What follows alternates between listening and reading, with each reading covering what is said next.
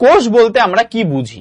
দেখো, একটা জীব কিন্তু বহুত মানে প্রচুর কোষের সমন্বয়ে গঠিত।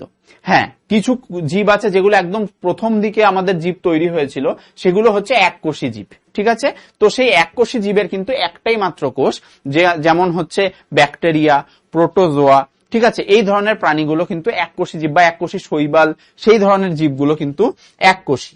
তো আমরা কি বললাম যে এককোষী হতে পারে, যেটা একটা মাত্র কোষে ওদের পুরো যা দৈহিক যে কার্যকলাপ, পুরো কাজ, বিপাকীয় কাজ সবকিছু কিন্তু ওই একটা কোষের মধ্যেই সম্পন্ন হয়।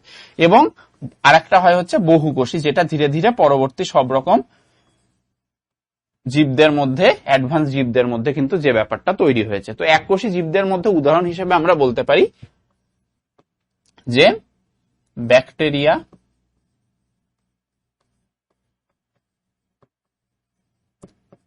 প্রোটোজোয়া, ঠিক আছে, এককোষী শৈবাল, এইসব। ক্লিয়ার? তো এইগুলো হচ্ছে এককোষী জীব, যাদের একটি মাত্র কোষ দিয়ে জীবদেহ গঠিত। আর বহুকোষী তো আমাদের যেমন উদ্ভিদ, প্রাণী, সব রকম জীব, সব রকমের অ্যাডভান্স জীবরা হচ্ছে আমরা বহুকোষী। ক্লিয়ার? তাহলে এই দুটো জিনিস আমরা দেখলাম যে এককোষী আর বহুকোষী ব্যাপারটা কি।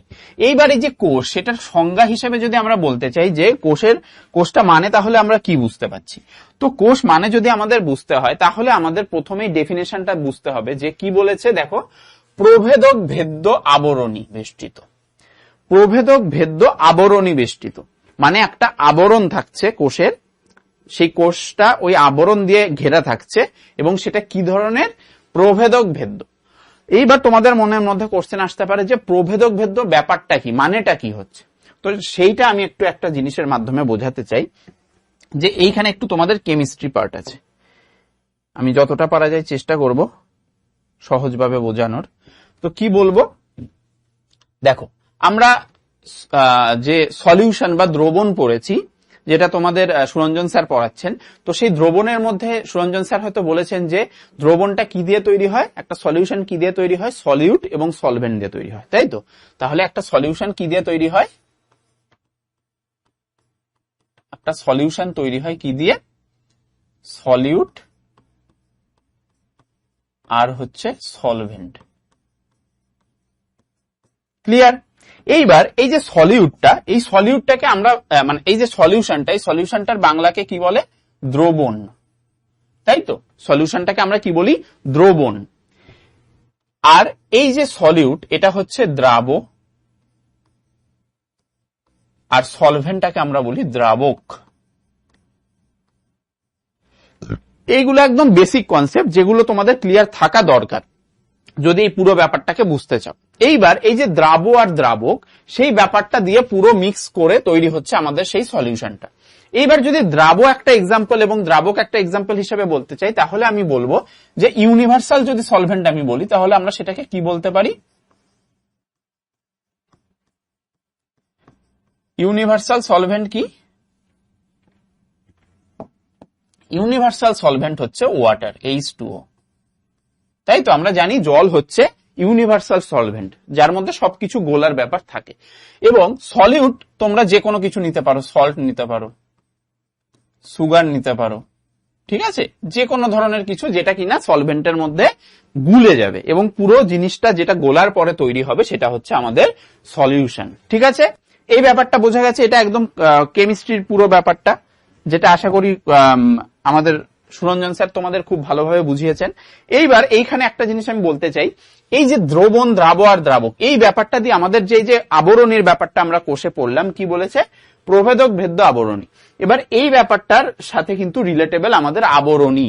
তো আবরণী বা মেমব্রেন, সেটা কত ধরনের হয়? দেখো, মেমব্রেন যদি আমরা বলি, যেটাকে আমরা বলছি আবরণী, সেটা কত ধরনের হয় আমরা দেখি। আবরণী আমাদের 4 ধরনের হয়, মেইনলি 4 রকমের হয়। প্রথমটা কি? প্রথমে যে আবরণী, সেটা হচ্ছে আমাদের ভেদ্য আবরণী। ভেদ্য, ভেদ্য আবরণী, যার ইংলিশে কি বলে, এটাকে ইংলিশে বলে হচ্ছে পারমিয়েবল। ভেদ্য মানে ভেদ করতে পারে, তাই তো? একটা মেমব্রেন যদি দেওয়া থাকে, তার এই সাইড থেকে এই সাইডে যেতে পারে, সেই আবরণীটা হচ্ছে পারমিয়েবল মেমব্রেন। পারমিয়েবল মেমব্রেন, এগুলোর প্রত্যেকটাকে আমি ডিটেলসে বলছি। এরপর যে আবরণীটা আসতে চলেছে সেটা কি? এরপরের আবরণীটা হচ্ছে অভেদ্য। অভেদ্য আবরণী। ক্লিয়ার? অভেদ্য আবরণীর ইংলিশ কি? যেটাকে ভেদ করতে পারবে না, এই জায়গা থেকে এই দিকে বেরোতে পারবে না। একটা আবরণী যদি ঘেরা থাকে, কি ভেদ করতে পারবে না সেগুলো বলছি আমি ডিটেলস। অভেদ্য আবরণী তাহলে কি? ইমপারমিয়েবল। যেমন পসিবল সম্ভব, অসম্ভব হচ্ছে ইম্পসিবল, তেমনি অভেদ্য হচ্ছে ইমপারমিয়েবল। ইমপারমিয়েবল মেমব্রেন। ক্লিয়ার? আচ্ছা, এরপর যেটা চলে আসছে সেটা হচ্ছে আমাদের অর্ধভেদ্য। কি বললাম? অর্ধভেদ্য আবরণী। তাহলে অর্ধভেদ্যর ইংলিশটা কি হবে আমাদের? অর্ধভেদ্যর ইংলিশ হবে সেমি পারমিয়েবল। পার্শিয়াল, কিছুটা ভেদ করতে পারছে, মানে কিছু কিছু কম্পোনেন্টস ভেদ হচ্ছে, মানে এই দিক থেকে এই দিকে যেতে পারছে, কিন্তু বাকি জিনিসগুলো যেতে পারছে না। ওই কারণে এটাকে সেমি পারমিয়েবল সরি বাটা এখানে লিখি। সেমি পারমিয়েবলকে আরেক কথায় কি বলা হয়?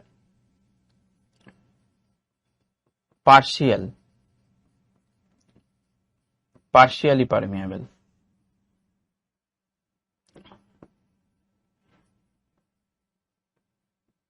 ক্লিয়ার? আর লাস্টলি আমাদের প্রভেদক ভেদ্য, যেটা দিয়ে আমরা ডেফিনেশনটা শুরু করেছি। প্রভেদক ভেদ্য আবরণী।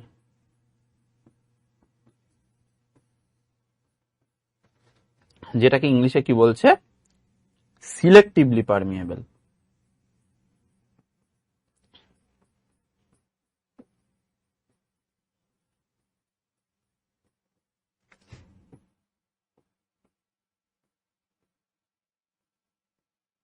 ক্লিয়ার? আশা করি পুরো ব্যাপারটা বোঝা গেছে। এবার আমরা এটার প্রত্যেকটাকে দেখি কোনটার মানে কি দাঁড়াচ্ছে।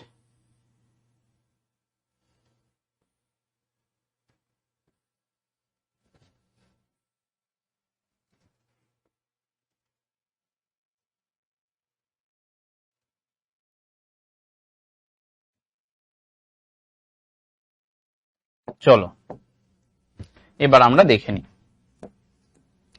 দেখো, এই যে সলিউশনের ব্যাপারটা বললাম, সলিউট আর সলভেন্ট, তার মানে ধরো এইটা হচ্ছে সেই দ্রবণটা, এইটা হচ্ছে সেই সলিউশন, যার মধ্যে কি আছে? সলিউট আছে আর সলভেন্ট আছে। ক্লিয়ার?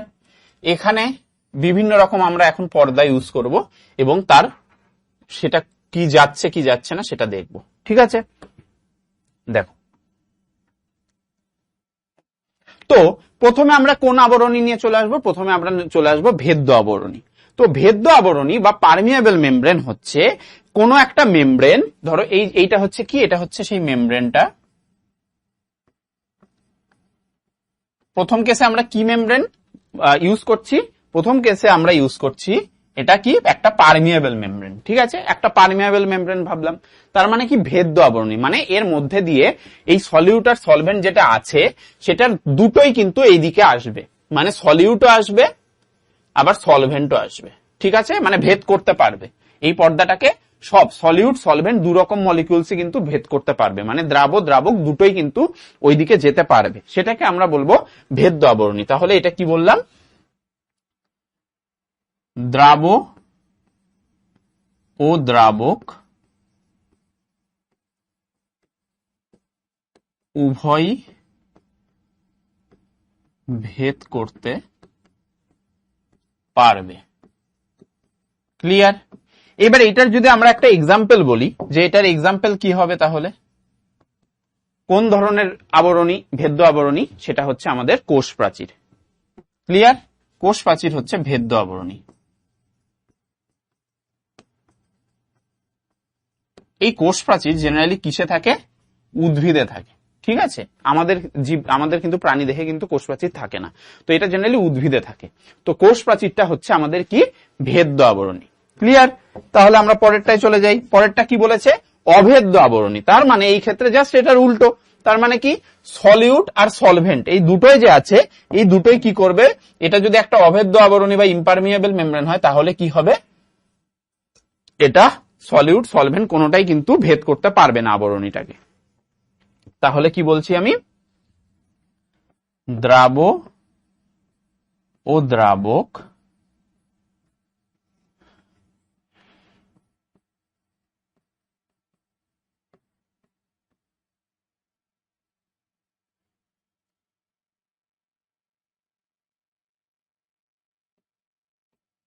দুটোই ভেদ করতে অক্ষম। ক্লিয়ার? তাহলে অভেদ্য আবরণীর এক্সাম্পল আমরা কি দিতে পারি? অভেদ্য আবরণীর এক্সাম্পল হচ্ছে আমাদের স্কিন, ত্বক। ঠিক আছে, আমাদের যে ত্বক, আমরা এই যে স্নান করি, আমাদের কি গা হাত পায়ে জল লাগলে কি সেটা কি জল কি আমাদের চামড়া দিয়ে আমাদের ভেতরে ঢুকে যায়? না, তা কিন্তু হয় না। তাহলে ত্বক হতে পারে। তারপর কি? ডিমের খোলস হতে পারে। ডিমের খোলস, বাইরের যে শক্ত খোলসটা, সেইটা হতে পারে। এইগুলো কিন্তু কি? এইগুলো হচ্ছে আমাদের অভেদ্য আবরণী। ক্লিয়ার? আচ্ছা, এরপর আমরা চলে আসি অর্ধবেদ্য। এইবার এই দুটো কিন্তু খুব ইম্পর্টেন্ট, কারণ এই দুটো বোঝাই যাচ্ছিল যে কি জিনিস। দ্রাব দ্রাবক উভয়ই হতে পারবে, সেটা ভেদ্য, আর দ্রাবক কোনোটাই হতে পারবে না, সেটা হচ্ছে কি? অভেদ্য আবরণী। এইবার আমাদের চলে আসছে অর্ধবেদ্য আবরণী, যেটাকে আমরা সেমি পারমিয়েবল বা পার্শিয়ালি পারমিয়েবল বলি। তো এইটার মানেটা কি? অর্ধবেদ্য আবরণী মানে হচ্ছে এই যে সলিউট আর সলভেন্টের ব্যাপারটা ছিল, অর্ধবেদ্য আবরণীর ক্ষেত্রে শুধুমাত্র দ্রাবক মানে সলভেন্টটা কিন্তু ওই আবরণীটাকে ভেদ করতে সক্ষম হবে, কিন্তু সলিউট কিন্তু পারবে না। ক্লিয়ারলি কি বললাম? সেমি পারমিয়েবল, অর্ধবেদ্য কেন? আমরা যদি একটা পুরো সলিউশনটাকে একটা কোয়ান্টিটি ভাবি, তাহলে সেই কোয়ান্টিটির মধ্যে সলিউট আছে, সলভেন্ট আছে। এবার তাহলে সলিউট হাফ পোর্শন আর সলভেন্ট হাফ পোর্শন যদি এইভাবে ধরি, তাহলে কি হচ্ছে? শুধুমাত্র সলভেন্টটা যেটা দ্রাবক, সেইটা শুধু সেই মেমব্রেনটাকে ভেদ করতে পারছে, অর্ধবেদ্যটাকে। তাহলে অর্ধবেদ্য কেন বলছি? কারণ যদি সলিউট আর সলভেন্ট হাফ হাফ করে ধরি, তাহলে সলভেন্টটা হাফ মানে সে শুধু ভেদ করতে পারছে, আর হাফ যেটা সলিউট সে কিন্তু ভেদ করতে পারছে না। এইভাবে মনে রাখতে পারো। তাহলে এই ক্ষেত্রে কি হচ্ছে? শুধুমাত্র আমাদের এই যে সলভেন্টটা, সেইটাই শুধু ভেদ করতে পারছে, সলিউট কিন্তু পারছে না। ক্লিয়ার? সলিউট পারছে না। তাহলে কি বলবো আমি অর্ধবেদ্য আবরণীর ক্ষেত্রে? যে শুধুমাত্র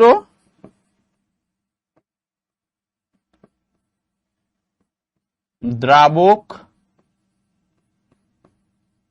ভেদে সক্ষম, মানে সেই মেমব্রেনটা ভেদ করতে সক্ষম শুধুমাত্র দ্রাবক, দ্রাবক কিন্তু সক্ষম নয় ভেদে। ঠিক আছে, তাহলে এইটার যদি আমরা এক্সাম্পল বলি, তাহলে কি বলবো? এইটার যদি এক্সাম্পল বলি অর্ধবেদ্য আবরণী, সেটা হচ্ছে আমাদের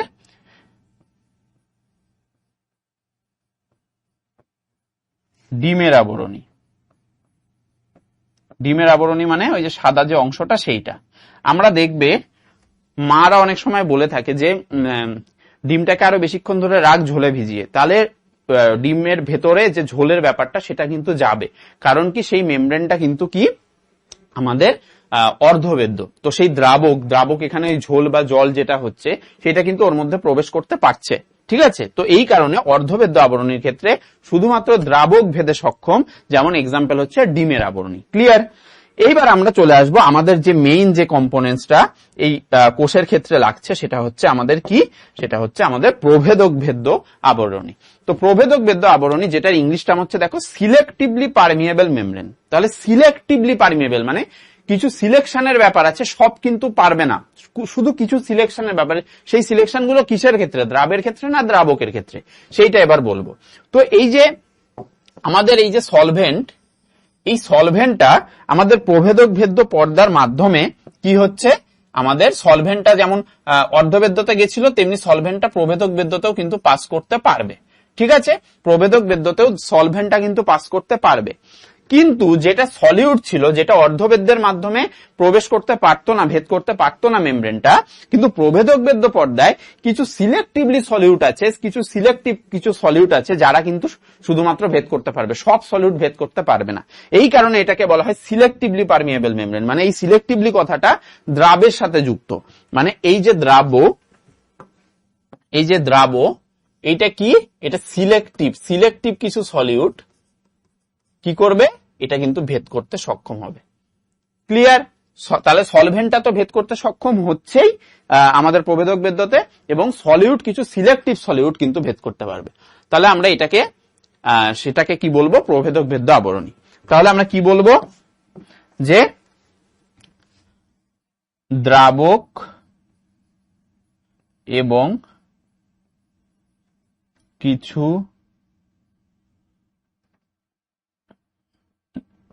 নির্দিষ্ট দ্রাব ভেদ করতে সক্ষম। ক্লিয়ার? শুধুমাত্র কিছু নির্দিষ্ট দ্রাবই কিন্তু সেটা ভেদ করতে পারে। ক্লিয়ার? তাহলে নির্দিষ্ট দ্রাব, এইটার জন্য আমাদের এই সিলেক্টিভ কথাটা এসছে। তাহলে এটার যদি এক্সাম্পল নিতে হয়, তাহলে এক্সাম্পল হবে আমাদের কোষ পর্দা, সেল মেমব্রেন, কোষ পর্দা, যেটাকে আরেকটা কথায় কি বলা হয়, প্লাজমা পর্দা, কারণ প্লাজমা মেমব্রেন বলা হয় এটাকে। তাহলে এই কনসেপ্টটা কিন্তু বোঝাটা খুব দরকার ছিল। ক্লিয়ার? এই কারণে আমি কিন্তু এই ব্যাপারটা বলে দিলাম, মাথায় রাখার চেষ্টা করতে হবে। তাহলে এটা কি,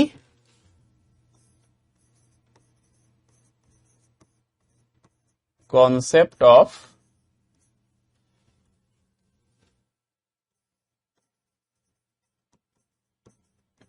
various types of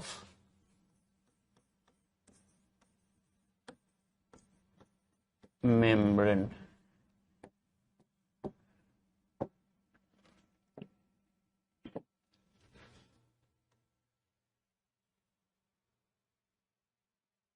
ক্লিয়ার? কোন রকম কনফিউশন আছে? আশা করি থাকার কথা না। তাহলে আমরা কিন্তু এই কনসেপ্টটা কিন্তু ক্লিয়ার করে ফেললাম যে কিভাবে আমাদের এই মেমব্রেন পুরো ব্যাপারটা কাজ করছে। তাহলে এবার আমরা মেইন পয়েন্টে চলে যাই, যেখানে আমরা কোষ নিয়ে আলোচনা করছিলাম। তো এইবার এই যে কোষের আলোচনা, সেটাই আমরা দেখো কি করি, কি বলেছে। এবার আমরা ডেফিনেশনটাকে ভাঙি, যে প্রভেদক ভেদ্য আবরণী। এবার আমরা জানি তাহলে প্রভেদক ভেদ্য আবরণী কি, তার মানে এই যে আবরণী যেটা দিয়ে কোষটা তৈরি, সেই কোষের যে আবরণী, সেই কোষের আবরণী দিয়ে কি হবে, সেই কোষের আবরণী মানে কোন পর্দা, মানে এখানে কোষ পর্দার কথা বলা হচ্ছে। কারণ প্রভেদক ভেদ্য মানে আমরা জানি দ্রাবক চলাচল করতে পারবে এবং কিছু সিলেক্টিভলি দ্রাব মানে সলিউট চলাচল করতে পারবে। তো সেই রকম আবরণী দ্বারা বেষ্টিত, মানে ঘেরা, বেষ্টিত মানে কি, ঘেরা, প্রোটোপ্লাজম দিয়ে গঠিত। প্রোটোপ্লাজম কিসের মিশ্রণ? প্রোটোপ্লাজম হচ্ছে cytoplasm plus cell organelles. Clear? Cytoplasm যেটা আছে এবং তার সাথে যদি কোষ অঙ্গাণুগুলো একসাথে, যেটা আমাদের ধাত্রের মধ্যে পুরো যে কম্পোনেন্টসটা থাকছে, সেটাকে আমরা টোটালি বলি প্রোটোপ্লাজম, যেটা সাইটোপ্লাজম আর সেল অর্গানেলস নিয়ে গঠিত।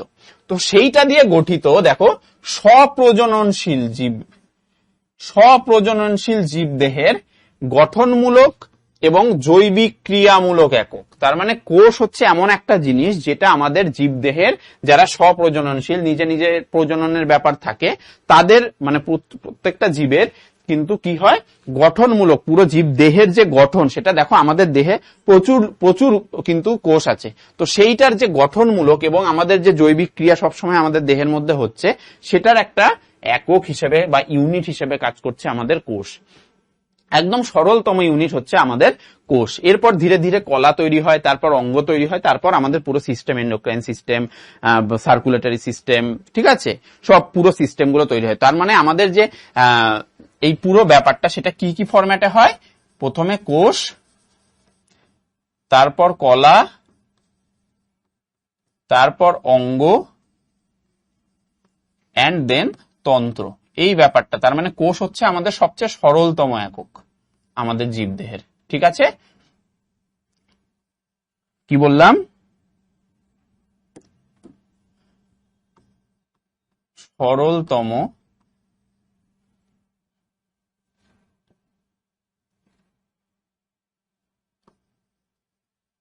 একক সেটা হচ্ছে আমাদের কোষ।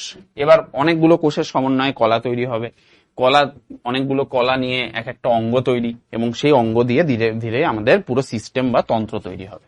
তো এই হচ্ছে মেইন ব্যাপারটা, যেটা আমাদের কোষের ডেসক্রিপশন। এইবার এই কোষের ধারণার পরে আমরা চলে আসবো কোষটা আবিষ্কার হলো কি করে, সেটার একটা ইতিহাস আছে। তো সেই ইতিহাস যদি আমরা ঘাটতে যাই, তাহলে আমাদের কাছে চোখে পড়বে প্রচুর বিজ্ঞানীর সাধনা, প্রচুর বিজ্ঞানীর কাজ। ঠিক আছে, তারা না থাকলে আমাদের এই পুরো যে সিস্টেম, সেই ব্যাপারটা বোঝা কিন্তু শুরুই হতো না। সম্ভব তো হতোই না পরের ব্যাপার, কিন্তু শুরুই হতো না। তো দেখো, প্রথমে যার নাম না বললেই নয়, সেটা হচ্ছে আমাদের বিজ্ঞানী হচ্ছে রবার্ট হুক। ঠিক আছে, খুব ফেমাস বিজ্ঞানী এই কোষ বিদ্যার ক্ষেত্রে, কারণ তিনিই প্রথম শুরু করেছিলেন যে কোষের ব্যাপারটা বুঝে। সেটা কিভাবে হয়েছিল? তিনি 1665 সালে, দেখে বুঝতেই পারছো তার চুলের অবস্থা, চুলের গঠন, তার যে দৈহিক ধরন, সেটা বোঝাই যাচ্ছে যে এটা কিন্তু অনেক আগের একজন বিজ্ঞানী। তো সেই বিজ্ঞানী কি করেছিলেন? তিনি নিজের একটা অনুবীক্ষণ যন্ত্র তৈরি করেছিলেন। ঠিক আছে, তো সেই অনুবীক্ষণ যন্ত্র এখনকার দিনে বোঝা যায় যে সেই রবার্ট হুক যখন তিনি নিজের অনুবীক্ষণ যন্ত্র তৈরি করেছিলেন, সেটা আর কিছু নয়, সেটা হচ্ছে সিম্পল মাইক্রোস্কোপ, মানে সরল আমরা যে মাইক্রোস্কোপ গুলো দেখি সেইটা। তো সেই নিজের তৈরি মাইক্রোস্কোপ দিয়ে তিনি কি করেছিলেন?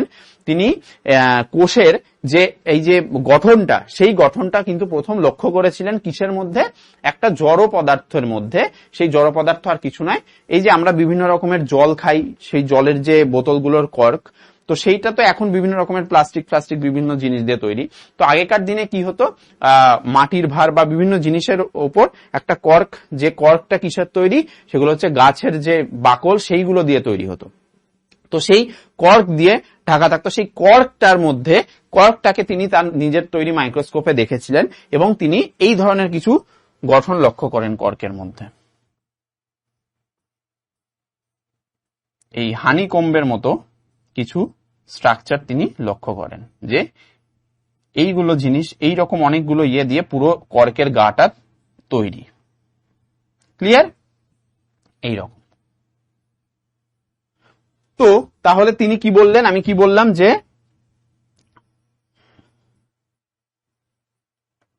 নিজের তৈরি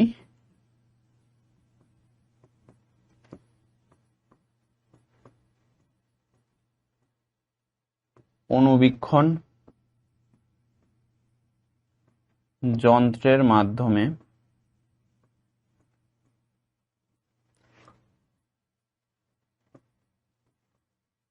কর্কের গায়ের কোষ আবিষ্কার করেন। যেটা কি ছিল? সেই কোষটা কি ছিল? মৃত কোষ ছিল বা জড় কোষ ছিল। সেটা কি ছিল?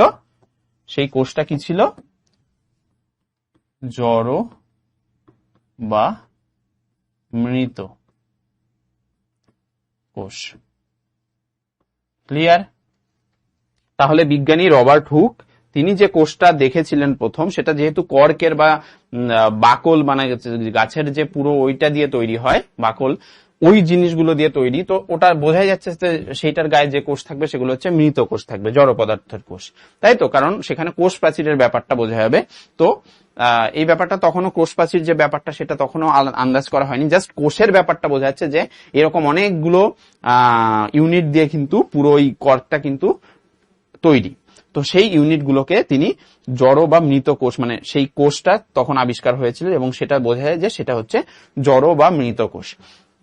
এই হচ্ছে রবার্ট হুকের কাহিনী, যেটা প্রথম তিনি এই ধারণা করেন যে বিভিন্ন কোষ সমষ্টি নিয়ে কিন্তু পুরো একটা জিনিস তৈরি হয়।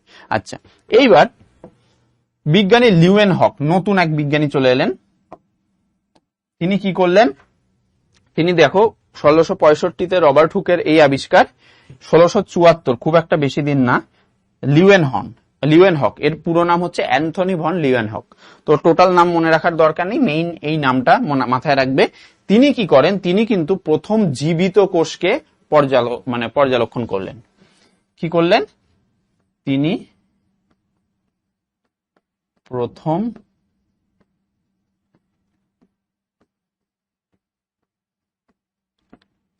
জীবিত কোষকে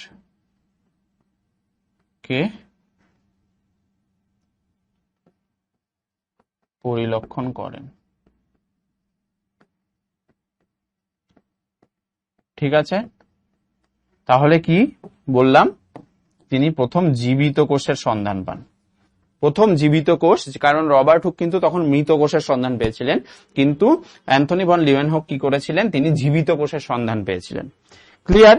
তাহলে এই বিজ্ঞানীর এই কাজ, তার এই ক্রেডিট। এইবার চলে এলেন আমাদের আধুনিক যে বিজ্ঞানী। তাহলে দেখো চুলের যে গঠন, সেই গঠনগুলো দেখেই বুঝতে পারছো আগের বিজ্ঞানীগুলো আর এখনকার বিজ্ঞানীর তফাৎ। আগের বিজ্ঞানীতে ঘন চুল, কোকড়ানো চুল, দেখো এনারও যাই এনারও তাই, আর এখনকার অবস্থা দেখো চুলই নাই। তো এই রকম অবস্থা। তো এইটা হচ্ছে দেখো বোঝাই যাচ্ছে যে 1932 সালের আমাদের এখন আধুনিক বিজ্ঞানী। তো এই বিজ্ঞানীরা কি করলেন, নল এবং রুস্কা, ঠিক আছে, এই দুজন বিজ্ঞানী দেখেছে যে না, আগের ওদের বহুত মাথা ছিল, আমাদের একটা মাথায় কাজ হবে না, আমরা দুজন একসাথে কাজ করি। দুজন কাজ করে কি করলেন, একটা বিশাল হিউজ একটা জিনিস আবিষ্কার করলেন, যেটার কারণে আমাদের এই কোষ সম্পর্কে যা ডিটেলস সেগুলো আমাদের ক্ষেত্রে আরো বেড়ে গেল। আমরা আরো অনেক জিনিস জানতে শুরু করলাম, যে কোষের মধ্যে আসলে থাকেটা কি, কোষ কি কি দিয়ে তৈরি, সব জিনিসগুলো কিন্তু আমাদের কাছে একদম চোখের সামনে ভেসে উঠলো। সেই তাদের যে অবদান সেটা হচ্ছে কি, তারা কি করলেন, তারা হচ্ছে ইলেকট্রন মাইক্রোস্কোপ আবিষ্কার করলেন। ইলেকট্রন মাইক্রোস্কোপ,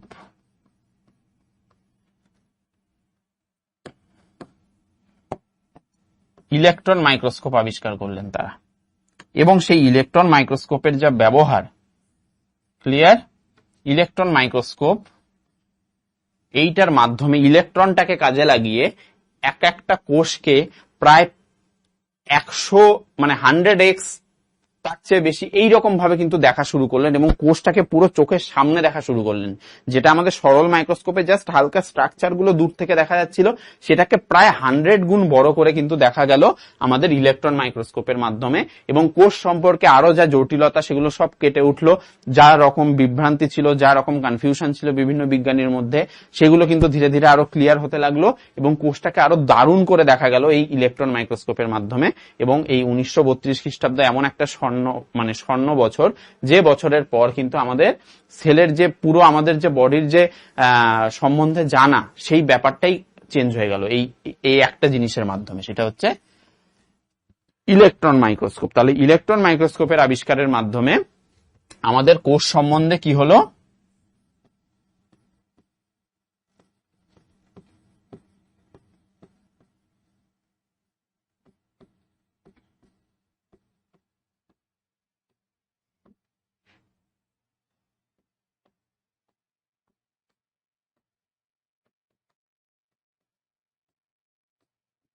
কোষ সম্বন্ধে হিউজ তথ্য আবিষ্কার হতে শুরু হলো। ঠিক আছে, ক্লিয়ার?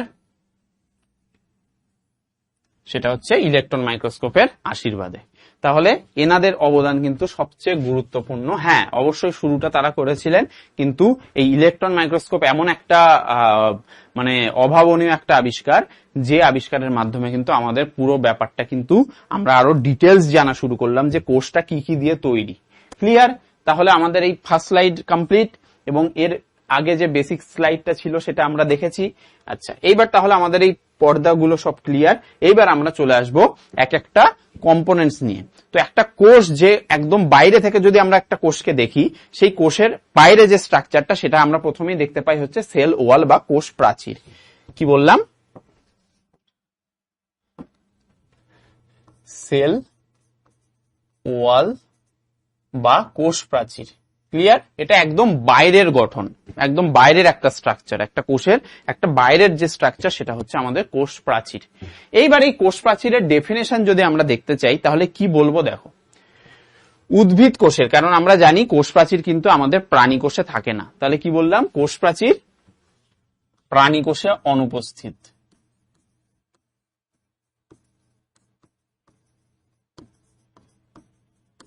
ক্লিয়ার?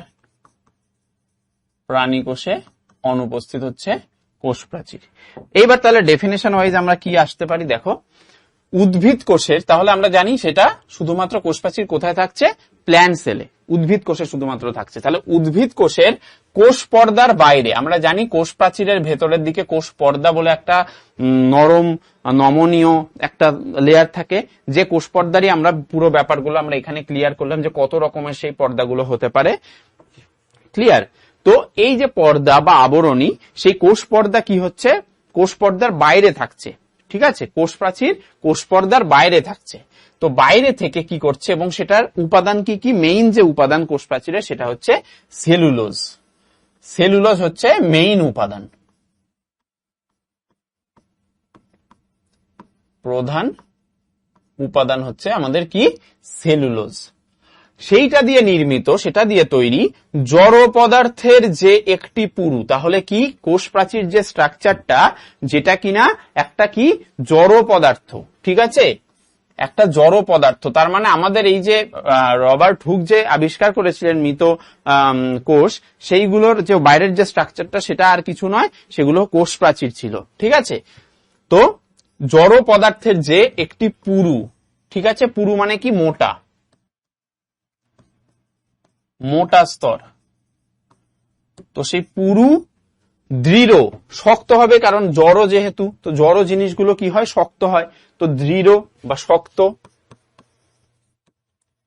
দেখো ভেদ্য, দেখেছো কি আবরণী, কোষ প্রাচীর কি ধরনের আবরণী, ভেদ্য। এই যে ভেদ্য আবরণী, দ্রাব আর দ্রাবক উভয়ই প্রবেশ করতে পারে কোষ প্রাচীরের মধ্যে দিয়ে। দেখো এক্সাম্পল হচ্ছে কোষ প্রাচীর। তাহলে ভেদ্য, যার মধ্যে দিয়ে দ্রাব এবং দ্রাবক উভয়ই কিন্তু চলাচল করতে পারবে, এবং কি স্থিতিস্থাপক, মানে ইলাস্টিক, রাবারের মতো। ঠিক আছে, স্থিতিস্থাপক আবরণ হচ্ছে আমাদের কোষ প্রাচীর। তাহলে কি কি বুঝলাম আমরা এখান থেকে, সেইগুলোকে আমরা এবার এই যে বৈশিষ্ট্যের মধ্যে সে তার মধ্যে কিন্তু ইনক্লুড করে নেব। আচ্ছা দেখো, তাহলে আমরা এই যে ডেফিনেশনটাকে এক একটা আলাদা করে আমরা বৈশিষ্ট্য বানিয়ে দিই। দেখো কিভাবে বানাচ্ছি, দেখো প্রথমে আমরা কি লিখব, প্রথম বৈশিষ্ট্য আমরা কি লিখব, যে কোষ প্রাচীর কি, কোষ প্রাচীর উদ্ভিদ কোষে দেখা যায়। কোষ প্রাচীর, দেখো এই বৈশিষ্ট্যের মাধ্যমে যদি ডেফিনেশন মাথায় রাখো তাহলে আর মুখস্থ করতে হবে না। কোষ প্রাচীর উদ্ভিদ কোষে,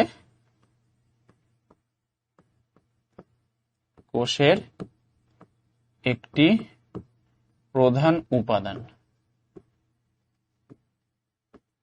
ক্লিয়ার?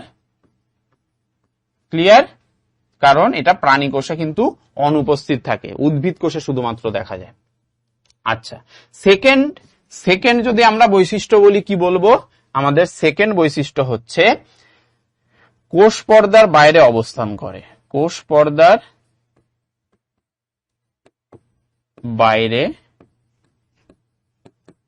অবস্থান করে।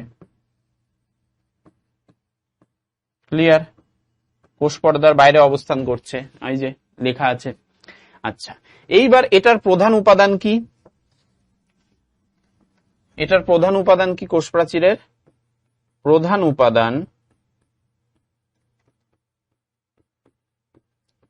উপাদান হচ্ছে সেলুলোজ। সেলুলোজ দিয়ে তৈরি হয় কোষ প্রাচীর। ঠিক আছে, উদ্ভিদ কোষের এই কারণে সেলুলোজ দেখা যায়, যেটা প্রাণী কোষে দেখা যায় না। ক্লিয়ার? এরপর আমাদের চলে আসছে কি, এরপর আমাদের চলে আসছে এটি একটি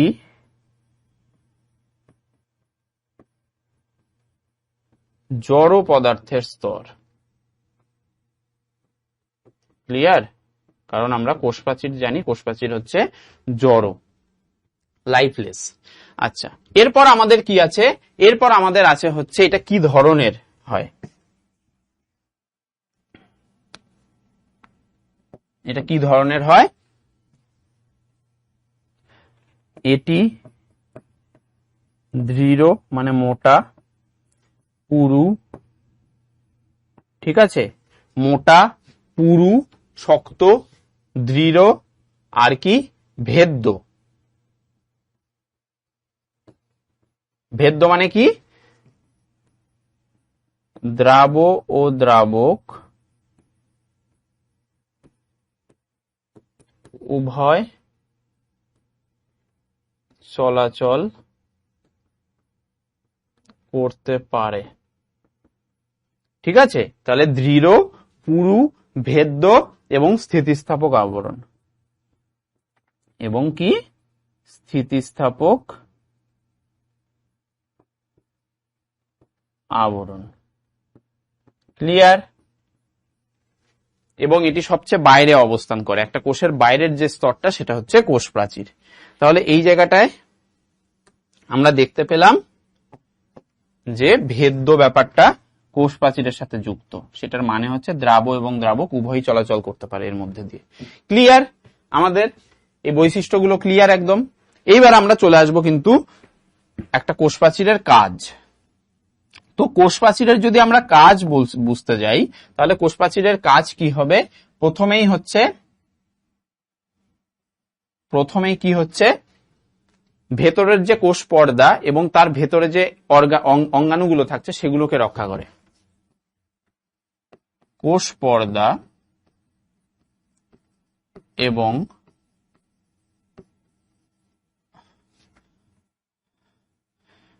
ধাত্রে অবস্থিত অঙ্গাণু সমূহকে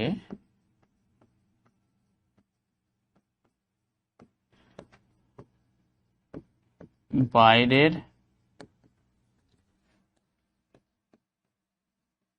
আঘাত থেকে রক্ষা করে। ক্লিয়ার? তাহলে এর একটা প্রোটেক্টিভ একটা নেচার আছে। কোষ প্রাচীরের কি আছে? একটা প্রোটেক্টিভ নেচার আছে। কি আছে? একটা প্রোটেক্টিভ ফাংশন আছে। Protective function. ক্লিয়ার? আচ্ছা, এরপর আমরা চলে আসি সেকেন্ড যে পয়েন্ট, সেটা সেকেন্ড যে কাজ হতে পারে সেটা হচ্ছে কি কোষ প্রাচীর যান্ত্রিক শক্তি হিসেবে কাজ করে, একটা কোষের যান্ত্রিক শক্তি হিসেবে কাজ করে। কোষ প্রাচীর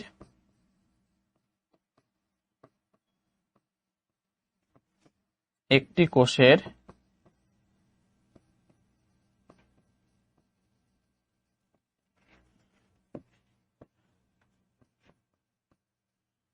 যান্ত্রিক শক্তিস্তর হিসেবে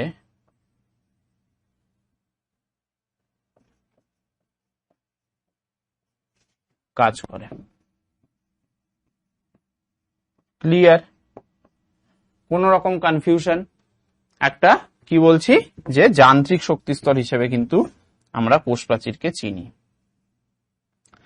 আচ্ছা, এরপর আর কি বলা যেতে পারে? যেহেতু ভেদ্য ব্যাপারটা আছে না, তো ভেদ্য ব্যাপারটা থাকার জন্য আমাদের কি হচ্ছে, কোষ প্রাচীর যেহেতু ভেদ্য স্তর, তাহলে তার মাধ্যমে কি হচ্ছে, তার মাধ্যমে জল এবং খনিজ পদার্থের কিন্তু আদান প্রদান হচ্ছে।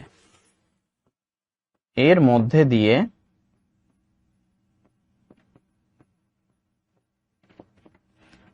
জল ও খনিজ লবণের, দেখো জলটা কি ছিল? জলটা ছিল আমাদের দ্রাব, এটা ছিল আমাদের দ্রাবক, জলটা ছিল আমাদের দ্রাবক, আর খনিজ লবণটা কি? লবণ আমরা জানি দ্রাব। তাহলে দুটোরই চলাচল হচ্ছে। বুঝতে পেরেছো কিভাবে জিনিসটা হচ্ছে? তাহলে এর মধ্যে দিয়ে জল এবং খনিজ লবণ উভয়ই প্রবেশ করতে পারে।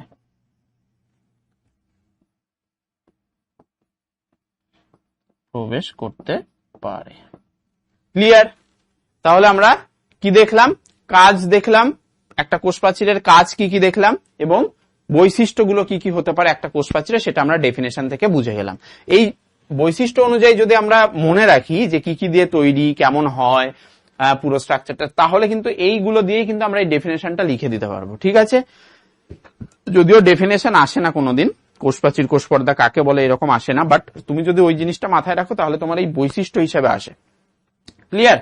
এবং সেখান থেকে যদি তুমি বৈশিষ্ট্যটা মাথায় রাখো তাহলে এখান থেকে তুমি কি করতে পারবে, কোষ প্রাচীর এবং কোষ পর্দা যেটা পার্থক্যটা সেখানেও কিন্তু হেল্প হবে। চলো তাহলে আমরা চলে আসি এবার কোষ প্রাচীরের গঠনগত স্তর সমূহ। এবার কোষ প্রাচীর কি কি দিয়ে তৈরি আমরা একটা ছবি এঁকে বোঝার চেষ্টা করি। ঠিক আছে, আমরা দেখার চেষ্টা করি একটা কোষ প্রাচীর কি কি দিয়ে তৈরি। তো সেটা যদি বলতে হয় আমাকে প্রথমেই চলে যেতে হবে একটা কোষ বা হেক্সাগোনাল একটা পোর্শন আঁকতে।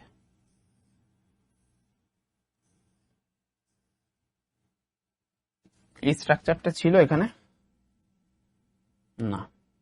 আচ্ছা, তাহলে এইটা একটা ধরো কোষ,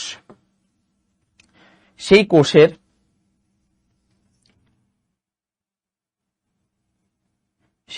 কিছু অংশকে আমি আগে শনাক্ত করি, যা যা দেখা যাচ্ছে। এটা একটা কোষ, কোষের এই জায়গাটা হচ্ছে সবচেয়ে ঘন,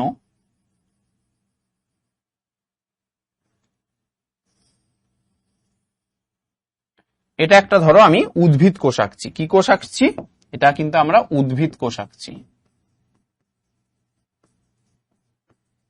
কারণ আমরা জানি কোষ প্রাচীর কোথায় দেখা যায়, উদ্ভিদ কোষে দেখা যায়। একটা উদ্ভিদ কোষ আঁকছি, যে উদ্ভিদ কোষের কিছু অংশকে আমরা এবার শনাক্ত করব, যেটুকু এঁকেছি সেইটুকু। এবার ধীরে ধীরে এই গঠনগুলো কিভাবে আসছে আমরা বলছি। তো এই যে কোষ, একটা কোষ, সেই কোষের মধ্যে কি কি জিনিস দেখা যাচ্ছে আমাদের প্রথমে। তো প্রথমেই আমরা দেখতে পাচ্ছি এই যে ঘন অংশটা, এটাকে আমরা কি বলি, এটাকে আমরা বলি নিউক্লিয়াস। কি বলি? নিউক্লিয়াস। কোষের মস্তিষ্ক বলা হয় নিউক্লিয়াসকে। আমরা পুরো ডিটেলসে আলোচনা করব প্রত্যেকটা অঙ্গাণু নিয়ে। এটা হচ্ছে একটা কোষের নিউক্লিয়াস, এইটা হচ্ছে ভ্যাকুয়াল। ঠিক আছে, এখনো কিন্তু আমরা কোষ প্রাচীরের পুরো ব্যাপারটায় আসিনি। ভ্যাকুয়াল, ঠিক আছে। এইবার এইটা হচ্ছে আমাদের কোষ পর্দা। কোষ পর্দা, এইটা হচ্ছে আমাদের কোষ পর্দা, যার বাইরে থাকবে কোষ প্রাচীর। তাহলে দেখো এইবার আমরা কোষ প্রাচীর আঁকা শুরু করি। তো এটাকে ঘিরে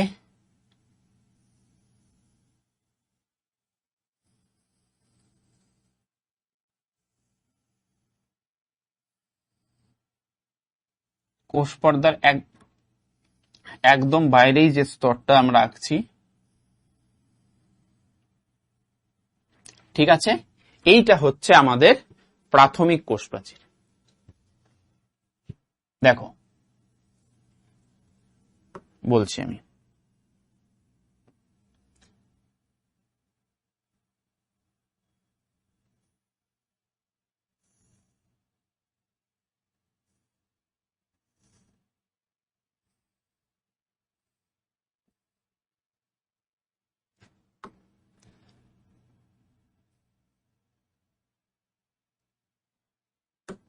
সব বোঝাচ্ছি ধীরে ধীরে, কারণ ছবিটা একটু গড়বড়ে আছে, আমি জিনিসটা যতটা পারা যায় ঠিক করার চেষ্টা করছি।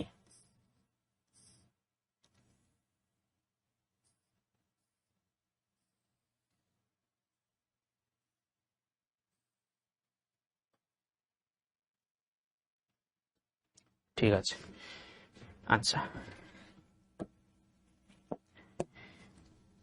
এইবার দেখো এইগুলো কি, এগুলো আবার অন্য আর একটা কোষ। এগুলো কি, এগুলো এক একটা কিন্তু আবার আলাদা আলাদা কোষ, মানে এটা পুরো আমি আঁকিনি, এগুলো কিন্তু আবার আলাদা আলাদা এক একটা কোষ।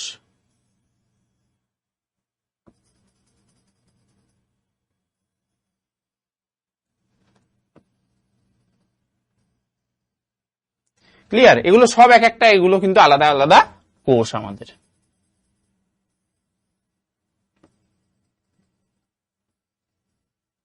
এত কিছু আঁকার দরকার নেই, আমি জাস্ট মানে যাতে কনফিউশন না হয়, পুরো ব্যাপারটা বুঝতে পারো ঠিক করে, এই কারণে আমি জিনিসটা করছি। আচ্ছা, এরপর আমরা কি করব, আমরা আসছি,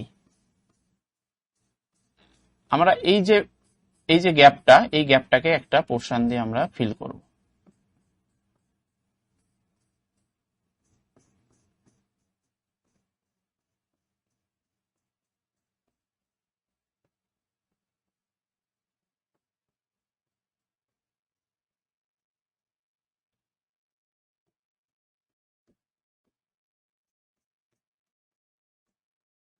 এগুলো ডট ডট ডট ডট করলেও হতো।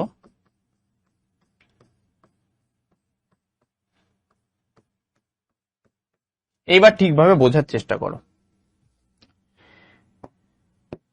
দেখো এইবার আমাদের এখানে মেইন আমরা কোষ প্রাচীরের তিনটে স্ট্রাকচার দেখতে পাচ্ছি। একটা কি, প্রথমেই বলেছে আমাদের মধ্য পর্দা বা মধ্য ল্যামেলা। তো এই যে মধ্য পর্দা বা মধ্য ল্যামেলা, সেইটা হচ্ছে আমাদের এই যে হলুদ যে পোর্শনগুলো, এই যে হলুদ পোর্শনগুলো যেগুলো ভেতরের, এই পোর্শনগুলোকে আমরা কি বলবো, মধ্য পর্দা বা মধ্য ল্যামেলা। ক্লিয়ার? তাহলে মধ্য পর্দা বা মধ্য ল্যামেলা কাকে বলে আমরা ডিটেলসে বলবো, যে কার পরে কে থাকছে সেই অনুযায়ী এদের ডেফিনেশনটা হবে, কিন্তু মধ্য পর্দা আমাদের এখানে যে হলুদ যে পোর্শনটা সেইটা। আচ্ছা, এরপর আমরা আরেকটা কি দেখতে পাচ্ছি, প্রাথমিক প্রাচীর বা মুখ্য প্রাচীর। তো প্রাথমিক প্রাচীর বা মুখ্য প্রাচীরটা কোনটা?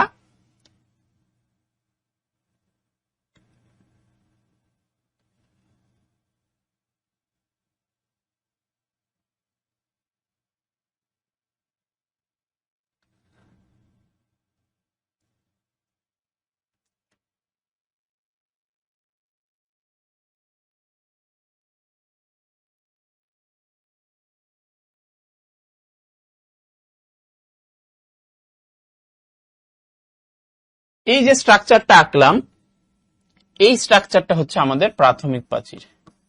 প্রাথমিক প্রাচীর আর কিছুই নয়, প্রাথমিক প্রাচীরটা হচ্ছে আমাদের এক একটা কোষের যে একদম বাইরের লেয়ারটা, সেটা হচ্ছে আমাদের প্রাথমিক প্রাচীর। ঠিক আছে, একদম বাইরের যে লেয়ারটা, এবং এর সাথে কিন্তু আবার পরের কোষটা কিন্তু শুরু হয়ে যাচ্ছে। তো এই যে স্ট্রাকচারটা, এইটাকে আমরা বলছি প্রাথমিক প্রাচীর। আর গৌণ প্রাচীর কোনটা? যেটা ভেতরের দিকে থাকছে। প্রাথমিক প্রাচীরের যেটা ভেতরের দিকে থাকছে সেইটা হচ্ছে গৌণ প্রাচীর। মানে আমাদের এই যে কমলা কালারের যে ভেতরের যে পোর্শনটা, এই যে কমলা কালারের ভেতরের পোর্শনটা, এটা হচ্ছে আমাদের কি, গৌণ প্রাচীর। দেখো আমি যখন ডেফিনেশন ওয়াইজ বোঝাবো সব জিনিসটা জলের মতো পরিষ্কার হয়ে যাবে। দেখো কি বলছি আমি, দেখো কি বলেছে, প্রথমে মধ্য পর্দাটা বোঝাচ্ছি। তো মধ্য পর্দা বা মধ্য ল্যামেলা কি বলেছে, সন্নিহিত দুটি কোষের মধ্যবর্তী আন্তঃকোষীয় ধাত্র। সন্নিহিত দুটি কোষের, এখানে আমরা অনেকগুলো কোষ দেখতে পাচ্ছি, এই সাইডে একটা কোষ, এই সাইডে একটা কোষ। তো এগুলো কি, এই যে কোষটা আমি ডিটেলসে এঁকেছি, সেই কোষের সন্নিহিত কোষ মানে আশেপাশের কোষগুলো। তো সেই দুটো কোষের যে মধ্যবর্তী যে আন্তঃকোষীয় ধাত্র, দেখো ধাত্র মানে ম্যাট্রিক্স, ধাত্র মানে ম্যাট্রিক্স, মানে যে জেলি জাতীয় যে পদার্থগুলো,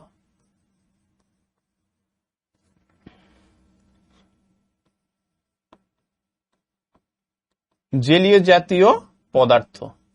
ক্লিয়ার? তো এই যে হলুদ যে পোর্শনগুলো আমি বলেছিলাম সেইগুলো, ঠিক আছে, এই যে হলুদ যে পোর্শনগুলো, এইগুলো হচ্ছে আমাদের মধ্য পর্দা বা মধ্য ল্যামেলা। একটা কোষের মধ্য পর্দা বা মধ্য ল্যামেলা মানে আমি যদি এই যে একটা কোষ আঁকি, এবং এখানে যদি আবার আরেকটা কোষ থাকে, তো এর ভেতরে যে ইয়েগুলো থাকছে সেগুলো হচ্ছে আমাদের মধ্য পর্দা। ক্লিয়ার? এই যে দুটো কোষকে সেপারেট করেছে, এর ভেতরে যে পোর্শন গুলো থাকছে সেগুলো হচ্ছে আমাদের মধ্য পর্দা। ক্লিয়ার?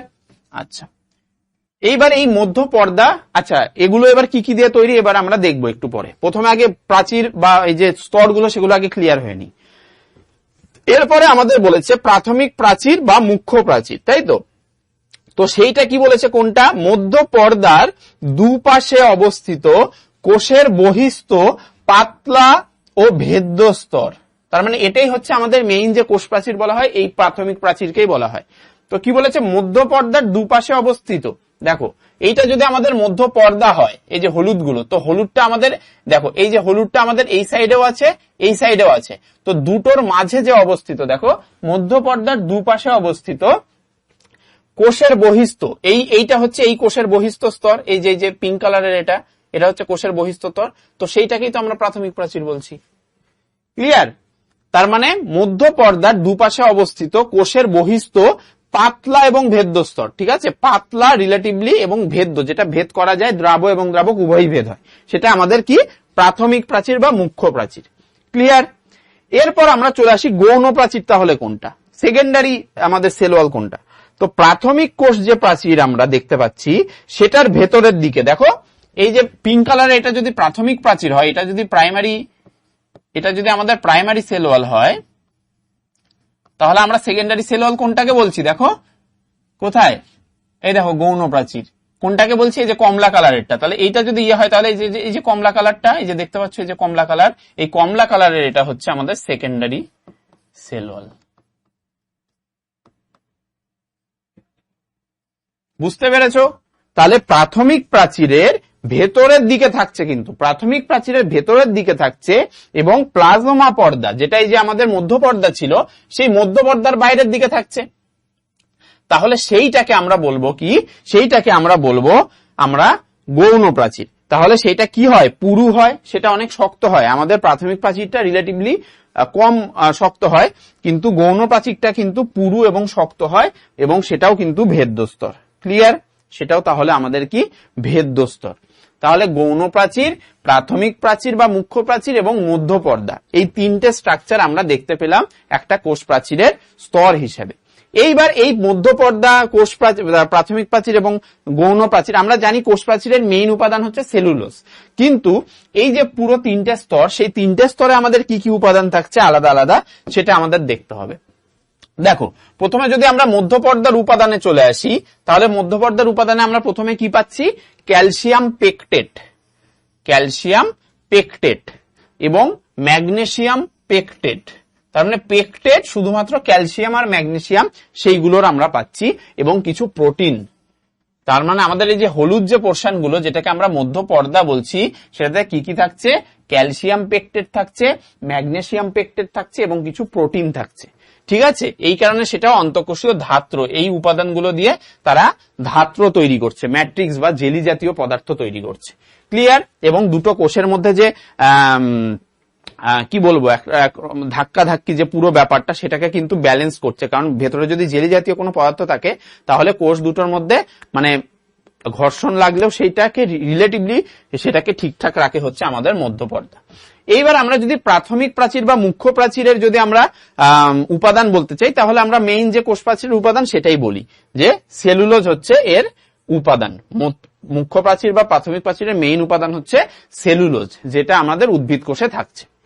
এরপর আমাদের গৌণ প্রাচীর, গৌণ প্রাচীর যেটা, সেটার যদি আমরা উপাদান জানতে চাই, তাহলে আমাদের তো সেলুলোজ থাকছেই, কারণ সেলুলোজ থাকে এবং তার কারণে এটা কি হয়, পাতলা এবং ভেদ্যস্তর হয় প্রাথমিক প্রাচীর। কিন্তু সেলুলোজ ছাড়াও এখানে হেমিসেলুলোজ এবং লিগনিন মেইনলি থাকার কারণে এই গৌণ প্রাচীরটা কিন্তু পুরু এবং শক্ত হয়। ক্লিয়ার? তাহলে সেলুলোজ ছাড়াও হেমিসেলুলোজ থাকছে এবং লিগনিন থাকছে মেইনলি। তো লিগনিন থাকার জন্য কিন্তু আমাদের গৌণ প্রাচীর যেটা, সেটা কিন্তু পুরু এবং শক্ত হয়ে যায়। ক্লিয়ার? কিন্তু ভেদ্য থাকে, কিন্তু পুরু এবং শক্ত হয়ে যায়। তাহলে আমরা কি কি বললাম, যে মধ্য পর্দা, আমরা বললাম মধ্য পর্দা, মুখ্য প্রাচীর বা প্রাথমিক প্রাচীর এবং গৌণ প্রাচীর, এগুলোর কম্পোনেন্টস কিন্তু মাথায় রাখতে হবে, কারণ কম্পোনেন্টস দিয়ে কোশ্চেন চলে আসে। এবার এগুলোর যদি উপাদান বলি, তাহলে আমরা মধ্য পর্দায় মেইন উপাদানগুলো দেখতে পাচ্ছিলাম কি, মধ্য পর্দায় মেইন উপাদানগুলো দেখতে পাচ্ছিলাম ক্যালসিয়াম আর ম্যাগনেসিয়াম পেকটেট, আর কি, আর থাকে প্রোটিন, আর কি থাকে, প্রোটিন। আর মুখ্য প্রাচীরের কি দেখেছিলাম, মুখ্য প্রাচীরে আমরা মেইনলি সেলুলোজ দেখেছিলাম, এবং সেই কারণে স্তরটা কিন্তু নরম হতো। কিন্তু গৌণ প্রাচীরে সেলুলোজ ছাড়াও কি হচ্ছে, আমাদের থাকছে হচ্ছে হেমিসেলুলোজ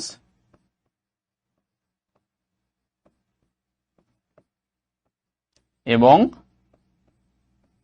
লিগনিন থাকার কারণে এটা পুরু এবং শক্ত হচ্ছে গৌণ প্রাচীরটা। ক্লিয়ার? তাহলে এগুলো হচ্ছে উপাদান। এইগুলো কিন্তু একটু মাথায় রাখতে হবে, কারণ এখান থেকে কোশ্চেনটা আসে। ক্লিয়ার? কোন রকম কনফিউশন? চলো আমরা তাহলে এবার পরের স্লাইডে চলে যাই। পরের স্লাইডে আমরা কি বলছি, যে এবার আমাদের কোষ পর্দা দেখতে হবে। কোষ পর্দা আমাদের যদি দেখতে হয় তাহলে কোষ পর্দাটাকে আমাদের ডেফিনেশন ওয়াইজ বৈশিষ্ট্য বানাতে হবে। তাহলে প্রথমেই দেখো বলেছে সজীব কোষের প্রোটোপ্লাজম। তো প্রোটোপ্লাজম মানে আমরা কি দেখেছি? সাইটোপ্লাজম প্লাস সেল অর্গানেলস, তাই তো? এইগুলো দেখেছি। তো সজীব কোষের, দেখো সজীব কোষের বলেছে, সজীব কোষের প্রোটোপ্লাজম বাইরের দিক থেকে যে অতি সূক্ষ্ম, ঠিক আছে, খুব পাতলা, স্থিতিস্থাপক, সেটাও ইলাস্টিক হয়, প্রভেদক ভেদ্য, দেখো প্রভেদক ভেদ্য বলেছে মানে সিলেক্টিভলি পারমিয়েবল, মানে কিছু দ্রাব চলাচল করতে পারবে এবং সব রকম দ্রাবক চলাচল করতে পারবে এই পর্দা দিয়ে, কোষ পর্দা দিয়ে। এবং সেটা কি দিয়ে নির্মিত? লাইপোপ্রোটিন। লাইপোপ্রোটিন মানে কি? লিপিড মানে ফ্যাট প্লাস প্রোটিন দিয়ে তৈরি। ক্লিয়ার? লিপিড এবং প্রোটিন দিয়ে তৈরি এমন ত্রিস্তরীয়, তাহলে কি কটা লেয়ার? 3 লেয়ার্স থাকছে এর মধ্যে, 3 লেয়ার্স, যার মধ্যে মাঝে থাকে হচ্ছে একটা লিপিড লেয়ার আর 2 প্রোটিন লেয়ার।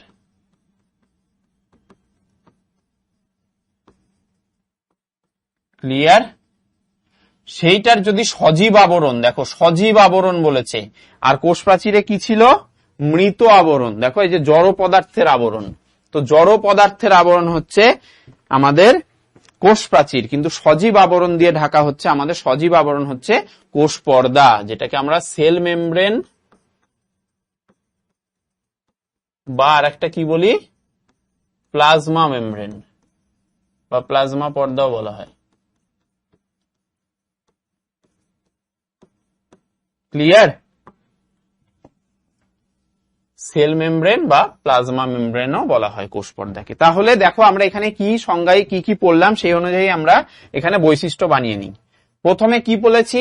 সজীব কোষের প্রোটোপ্লাজম বাইরের দিক থেকে যে অতি সূক্ষ্ম স্থিতিস্থাপক প্রভেদক ভেদ্য লাইপোপ্রোটিন নির্মিত ত্রিস্তরীয় সজীব আবরণ দিয়ে ঢাকা থাকে, সেটাকে আমরা বলি কোষ পর্দা। তাহলে কি থাকে? সজীব কোষের প্রোটোপ্লাজমের বাইরের স্তর। প্রথম বৈশিষ্ট্য কি? সজীব কোষের প্রোটোপ্লাজম, যার মধ্যে সাইটোপ্লাজম এবং অর্গানেলস পড়ছে, প্রোটোপ্লাজমের বাইরের স্তর। বাইরের কি স্তর? সজীব স্তর, ঠিক আছে, মৃত স্তর বা জড় স্তর না, কিন্তু সজীব আবরণ। ক্লিয়ার? হলো আমাদের ফার্স্ট বৈশিষ্ট্যের পয়েন্ট। সেকেন্ড পয়েন্ট আমরা কি লিখব? সেকেন্ড পয়েন্টে আমরা লিখব যে এটা কি করে, এটা হচ্ছে কি ধরনের হয়? অতি সূক্ষ্ম হয়, পাতলা হয়, মানে কোষ প্রাচীরের তুলনায় পাতলা, এবং কি হয়? স্থিতিস্থাপক। স্থিতিস্থাপক, ইলাস্টিক টাইপের হয়। ক্লিয়ার? তারপর কি রকম হয় আর কি হয়? এটা কিন্তু কি ধরনের হয়?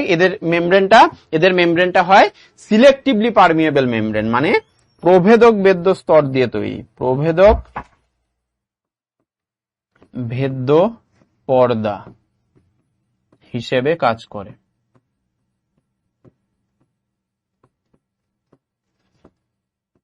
প্রভেদক ভেদ্য পর্দা হিসেবে কাজ করে, যার প্রভেদক ভেদ্যর মানেটা কি আমি বলেছিলাম? প্রভেদক ভেদ্যর মানে বলেছিলাম যে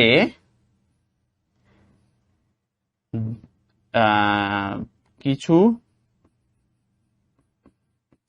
নির্দিষ্ট দ্রাব এবং সব রকমের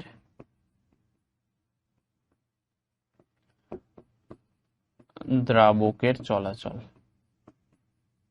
সেটাকে আমরা কি বলেছিলাম? প্রভেদক ভেদ্য বা সিলেক্টিভলি পারমিয়েবল মেমব্রেন বলেছিলাম। ক্লিয়ার? এইবার আমাদের যেটা চলে আসছে সেটা হচ্ছে কি, এটা কি দিয়ে তৈরি? এর উপাদান কি? এর উপাদান হচ্ছে, এর মেইন উপাদান হচ্ছে লাইপোপ্রোটিন। লাইপোপ্রোটিন মানে কি বলেছি? Lipid and protein. ঠিক আছে, সেই লিপিড আর প্রোটিনের মধ্যে লিপিড স্তর হচ্ছে মানে একটা স্তর লিপিডের এবং প্রোটিনের হচ্ছে দুটো স্তর। ঠিক আছে, এগুলো কি, এগুলো হচ্ছে লেয়ার্স। ক্লিয়ার, এইটা দিয়ে তৈরি। এবং এছাড়াও কি থাকে, এছাড়াও কিন্তু লাইপোপ্রোটিন থাকে, তাছাড়া কি থাকে,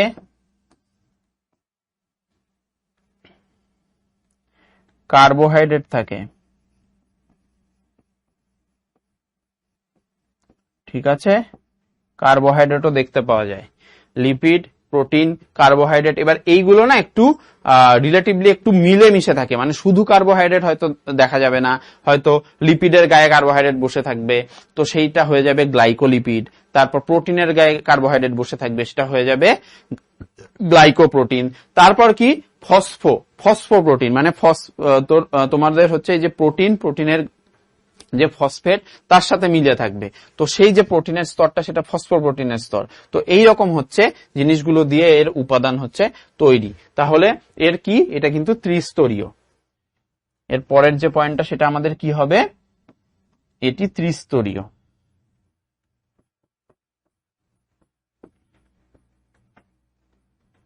এটি ত্রিস্তরীয় মানে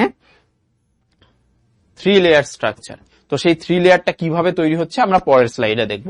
তো এই হচ্ছে আমাদের মেইন বৈশিষ্ট্য কোষ পর্দার। এবার কোষ পর্দার যদি আমরা কাজ আগে দেখি, তাহলে কাজ বলতে গেলে আমাদের প্রথমেই যে কাজটা মাথায় আসে সেটা হচ্ছে কি, এটা কি করছে,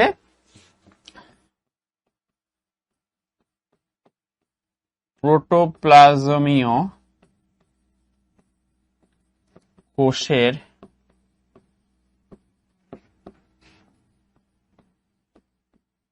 সজীব বস্তুকে রক্ষা করে। ক্লিয়ার। সেকেন্ড কাজ কি হবে, সেকেন্ড কাজ হবে আমাদের বিভিন্ন রকম কোষ অঙ্গাণু কিন্তু এটা থেকে তৈরি হয়, বিভিন্ন প্রকার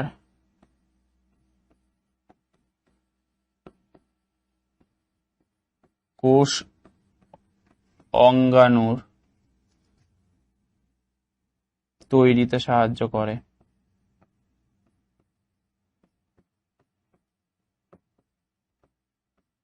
এবার সেটা কিভাবে হয়, এই যে কোষ অঙ্গাণু তৈরিতে সাহায্য করছে সেটা কিভাবে হয়, সেটা ধরো আমি দুটো কোষ অঙ্গাণুর নাম বললাম, একটা বললাম আমি মাইটোকন্ড্রিয়া, একটা বললাম আমি মাইটোকন্ড্রিয়া,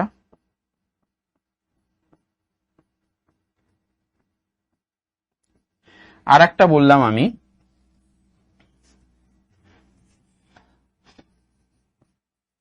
লাইসোজোম। ঠিক আছে, এগুলো হচ্ছে কোষ অঙ্গাণু। তো মাইটোকন্ড্রিয়া যেটা, সেটা কি, সেটা দুটো লেয়ার নিয়ে তৈরি, 2 লেয়ার্স। কিসের, এই কোষ পর্দার, এই যে কোষ পর্দা, সেই কোষ পর্দার দুটো লেয়ার নিয়ে তৈরি হচ্ছে মাইটোকন্ড্রিয়া। তাহলে কিভাবে মাইটোকন্ড্রিয়া তৈরিতে সাহায্য করছে বুঝতে পারছো। আর একটা কি লাইসোজোম, এটা আবার 1 লেয়ার নিয়ে তৈরি, সিঙ্গেল লেয়ার স্ট্রাকচার।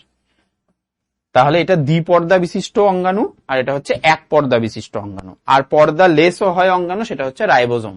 এরকম দ্বিপর্দা বিশিষ্ট অঙ্গাণু আরো আছে, নিউক্লিয়াস আছে, ক্লোরোপ্লাস্ট আছে, এগুলো কিন্তু দ্বিপর্দা বিশিষ্ট। লাইসোজোম ছাড়াও এন্ডোপ্লাজমিক রেটিকুলাম আছে, ইআর যেটাকে বলে, গলগি বডিস আছে, এগুলো কিন্তু 1 লেয়ার স্ট্রাকচার। আর স্ট্রাকচার মানে যদি কোষ পর্দা কোনো একটা অঙ্গাণুতে না থাকে সেইটার নাম হচ্ছে রাইবোজোম। ক্লিয়ার। তাহলে রাইবোজোম হচ্ছে কি, রাইবোজোম হচ্ছে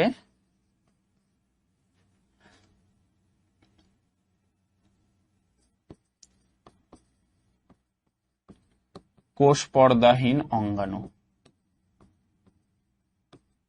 ক্লিয়ার, মাথায় থাকবে। রাইবোজোম কি, রাইবোজোম হচ্ছে কোষ পর্দাহীন অঙ্গাণু। আর কোষ পর্দাযুক্ত অঙ্গাণু হলে আমাদের একটা লেয়ার বা দুটো লেয়ার চলে আসবে, তার মধ্যে দুটো লেয়ারের মধ্যে মাইটোকন্ড্রিয়া পড়ছে, নিউক্লিয়াস পড়ছে, ক্লোরোপ্লাস্ট পড়ছে, আর 1 লেয়ারের মধ্যে হচ্ছে লাইসোজোম পড়ছে, এন্ডোপ্লাজমিক রেটিকুলাম, গলগি বডিস, এইসব পড়ছে। ঠিক আছে, তাহলে এগুলো আমরা দেখে নিলাম আমাদের। আচ্ছা, আর কি আছে, আর কি কাজ করে, আর কি কাজ করে কোষ পর্দা, ব্যাপন ও অভিস্রবণের ভূমিকা আছে। ব্যাপন ও অভিস্রবণের মাধ্যমে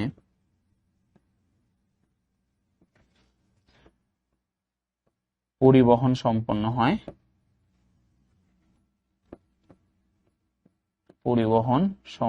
হয়, হচ্ছে এই কোষ পর্দার মাধ্যমে। ক্লিয়ার? অভিস্রবণীয় চাপ বজায় রাখে, ঠিক আছে, অভিস্রবণীয় যে চাপ সেটাকে বজায় রাখতেও কিন্তু সাহায্য করে আমাদের কোষ পর্দা। ক্লিয়ার? তাহলে এখান থেকে আমরা বুঝে গেলাম যে কোষ পর্দার মেইন কাজ এবং মেইন বৈশিষ্ট্যগুলো কি কি। এরপর আমরা চলে আসি এর ডেসক্রিপশন নিয়ে এবং তার যে গঠন, সেই গঠনগুলো নিয়ে, যে গঠনের মধ্যে আমাদের বিভিন্ন বিজ্ঞানীর কিন্তু বিভিন্ন মত। তো এই যে বিজ্ঞানীগুলো বিভিন্ন ভাবে দেখেছে কোষ পর্দাকে, ঠিক আছে। প্রথমে যে বিজ্ঞানীর নাম বলা হয়েছে, দেখো আমরা তো নর্মাল ভাবে বৈশিষ্ট্যের মধ্যে পড়লাম যে এটা হচ্ছে ত্রিস্তরীয় আবরণ, লিপিড থাকে একটা স্তর আর প্রোটিন থাকে দুটো স্তর। তো এই যে ব্যাপারটা বিভিন্ন বিজ্ঞানীর মত থেকে এসছে, কিন্তু লাস্টলি আমাদের যে কোষ পর্দার একদম কি বলবো একটা প্রকৃত গঠন, সেই গঠনটার জন্য এনারা দায়ী, এই দুজন বিজ্ঞানী। এছাড়াও এর আগে যেসব বিজ্ঞানী ছিল তার মধ্যে ইনি একজন আছেন, রবার্টসন। এছাড়াও আরো ড্যানিয়েল ডেপসন বলে একজন ছিলেন। এছাড়াও আরো বিভিন্ন বিজ্ঞানী কিন্তু বিভিন্ন রকম মতামত দিয়েছেন। তো আমরা মতামতগুলো দেখে নিই। মেইনলি এই দুটো মতামত তোমাদের একটু মাথায় রাখতে হবে, কিন্তু মেইন যে মতামত যাদের অনুযায়ী আমাদের এখনকার যে কোষ পর্দার গঠন আমরা জানি, সেটা হচ্ছে এই দুজনেরটা, ঠিক আছে। তাহলে কোষ পর্দার যদি গঠন আসে তাহলে তোমাদের এদেরটা করতে হবে, কিন্তু এনার হচ্ছে প্রাথমিক ধারণা অনুযায়ী কি ছিল সেটা আমরা দেখি। তো রবার্টসন যে বিজ্ঞানী ছিলেন, তিনি কি ছিলেন, তিনি কি করেছিলেন, তিনি এই যে তিনটে স্তর, সেই তিনটে স্তরের ব্যাপারটাকে পিএলপি স্তর বা পিএলপি মডেল বলেছিলেন। পিএলপি মডেল মানে কি, এখানের পি মানে হচ্ছে প্রোটিন, এল মানে হচ্ছে লিপিড, আর এই পি মানে হচ্ছে প্রোটিন। তো আমরা যে ত্রিস্তরীয় ব্যাপারটা দেখলাম তার মধ্যে আমরা দেখেছিলাম যে প্রোটিনের দুটো স্তর থাকে আর লিপিড থাকে মাঝে স্যান্ডউইচ হয়ে। তো এই ব্যাপারটা তিনি বলেছিলেন, পিএলপি মডেল বলেছিলেন, সেটাকে একটা মডেল হিসেবে নামকরণ করেছিলেন রবার্টসন, এবং সেটাকে কি করেছিলেন, সেটাকে ইউনিট মেমব্রেন বলেছিলেন, একক পর্দা। কি বলেছিলেন? Unit membrane. একটা পিএলপি স্তর নিয়ে একটা নর্মাল স্ট্রাকচার যদি তৈরি হয়, সেটা হচ্ছে আমাদের কোষ পর্দার স্ট্রাকচার। কিভাবে? ধরো একটা কোষ আছে, ধরো এটা একটা কোষ, ঠিক আছে। সেই কোষের যে বাইরের যে স্ট্রাকচারটা, এইটা ধরো কোষের পর্দা, কোনটা, এই বাইরের এটা হচ্ছে ধরো কোষ পর্দা। তো এই কোষ পর্দাটাকে যদি আমি মাইক্রোস্কোপে দেখি কেমন দেখতে হবে, এই লেয়ারটাকে যদি আমরা মাইক্রোস্কোপে দেখি তাহলে কেমন দেখতে হবে দেখো। রবার্টসন অনুযায়ী কি বলেছিলেন, যেহেতু পিএলপির ব্যাপারটা বলেছিলেন, তার মানে কি, এই যে লিপিডের স্তরটা এইরকম ভাবে থাকবে,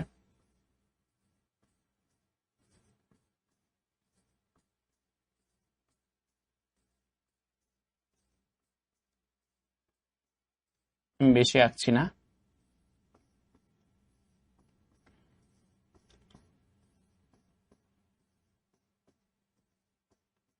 এগুলো লিপিড, এক স্তরীয় লিপিড, কিন্তু একে অপরের দিকে উল্টো দিকে মুখ করে থাকে।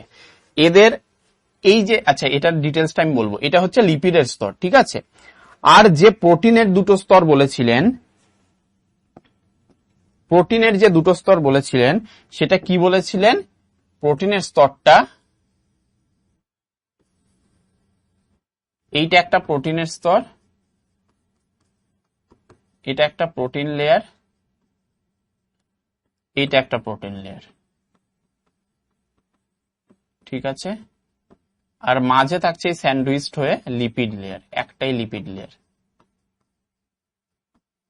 ক্লিয়ার? এইটাকে তিনি ইউনিট মেমব্রেন বলেছিলেন। তিনি বলেছিলেন যে কোষ পর্দাকে দেখা গেলে এইরকম ভাবে দেখা যায়। এইটাকে তিনি কি বলেছিলেন? ইউনিট মেমব্রেন কনসেপ্ট,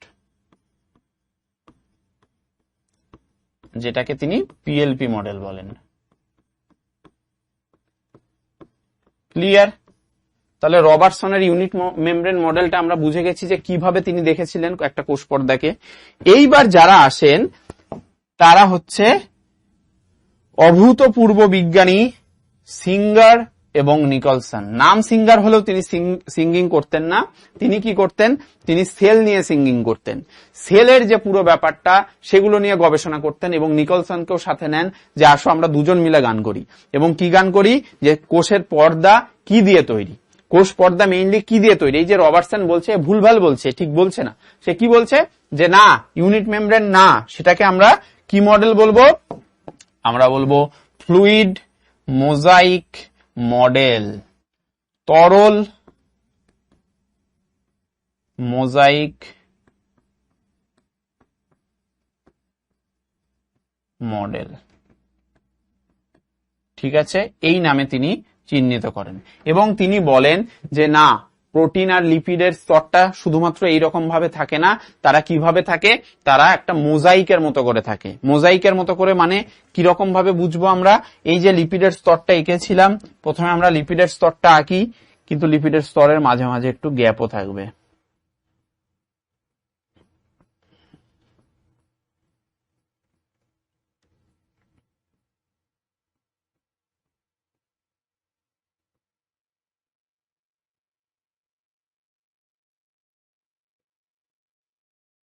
ঠিক আছে,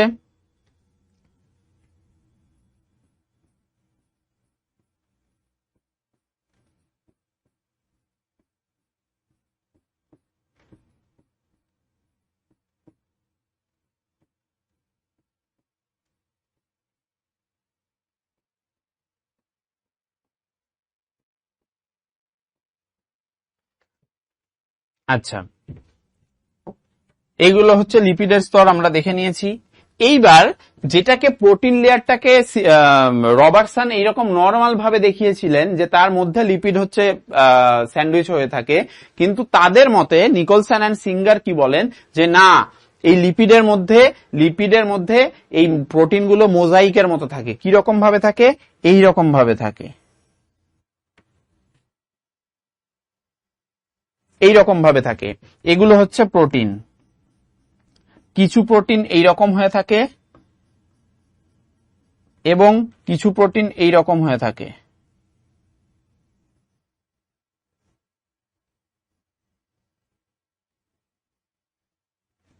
এই রকম হয়ে থাকে।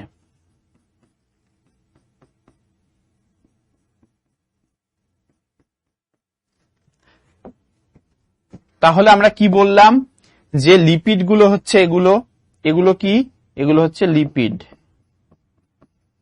ঠিক আছে, কিন্তু এই যে প্রোটিন গুলো থাকছে, এই প্রোটিন দু রকম ভাবে থাকছে। একটা কি হচ্ছে লিপিডের মধ্যে গেঁথে থাকছে, ঠিক আছে, এক লেয়ার থেকে আরেক লেয়ারের মধ্যে পুরো বেরিয়ে গেছে, এইরকম ভাবে থাকছে। তো এই ধরনের প্রোটিনকে তিনি কি বলেন, যেগুলো গেঁথে থাকছে এই ধরনের প্রোটিনকে তিনি বলেন অন্তঃস্থ প্রোটিন। অন্তঃস্থ প্রোটিন।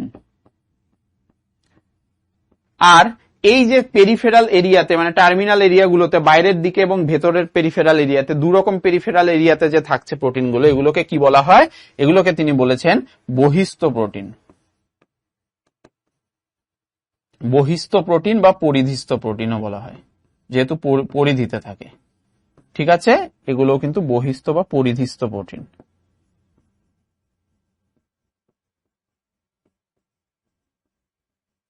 ঠিক আছে, তাহলে তিনি বলেন যে এই প্রোটিনগুলো লিপিডের মধ্যে মোজাইক ভাবে থাকে, ঠিক আছে, গেথে গেথে থাকে। ঠিক আছে, এই স্ট্রাকচারগুলোকে মোজাইক মডেল বলা হয়। ঠিক আছে, লিপিডের এই তরল একটা ব্যাপারের মধ্যে মোজাইক ভাবে প্রোটিন থাকছে, তো এই জন্য তার নাম দেন হচ্ছে তরল মোজাইক মডেল। তাহলে আমরা প্রোটিনের ব্যাপারগুলো দেখে নিলাম। আচ্ছা, এর মধ্যে এবার লিপিডের মাঝে মাঝে কিছু কিছু জিনিস থাকে।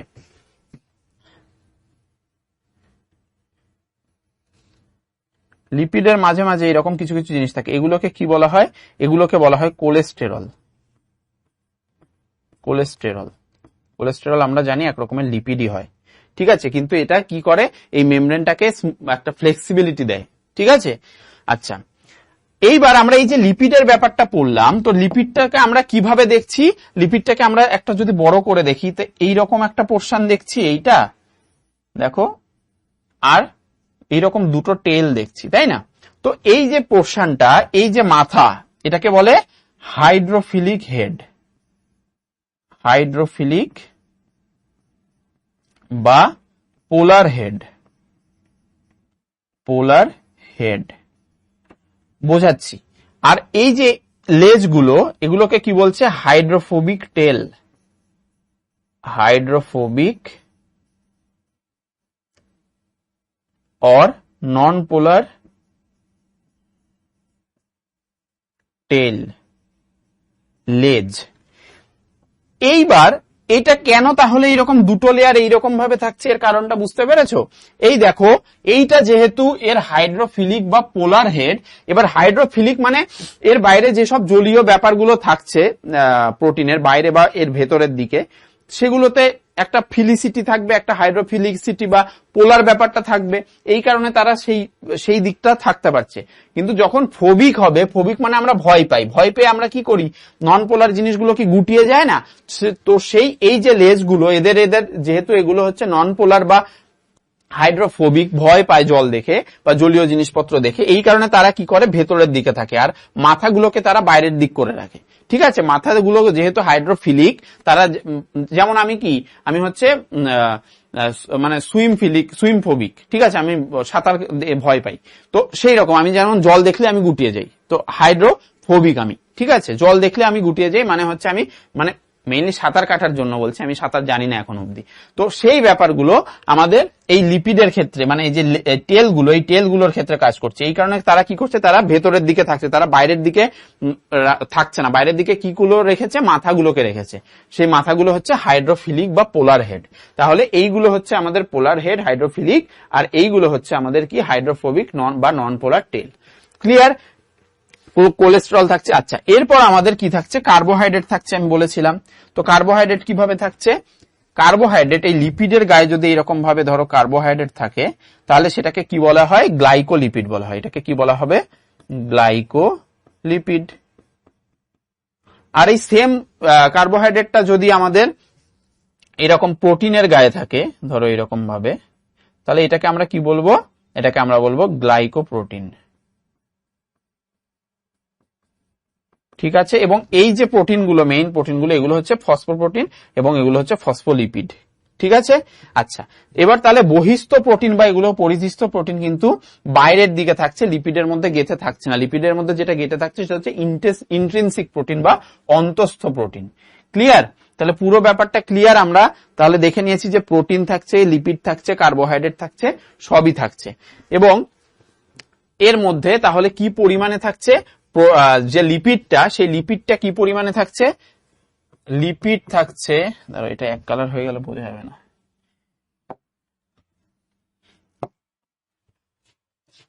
লিপিড থাকছে 40% একটা কোষ পর্দায়, প্রোটিন থাকছে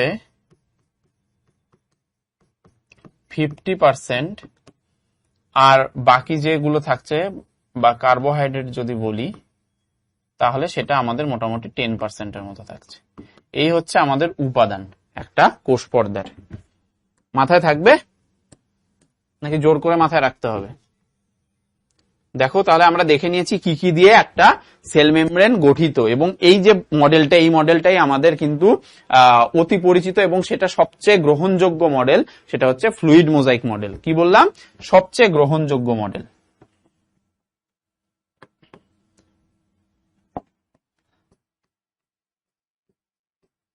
সবচেয়ে গ্রহণযোগ্য মডেল। তো এই দুই বুড়ো কিন্তু হেভি কাজ করে দিয়ে গেছে। ঠিক আছে, যদিও বুড়ো পরে হয়েছে, কাজগুলো আগে করেছে। তো এইটা হচ্ছে ফ্লুইড মোজাইক মডেল, হচ্ছে কোষ পর্দার সবচেয়ে গুরুত্বপূর্ণ এবং গ্রহণযোগ্য মডেল। ক্লিয়ার? তাহলে আমরা কোষ পর্দা এবং কোষ প্রাচীর মেইন ব্যাপারটা পড়ে ফেলেছি। এবার এদের মধ্যে একটা ডিফারেন্স দেখে নিই।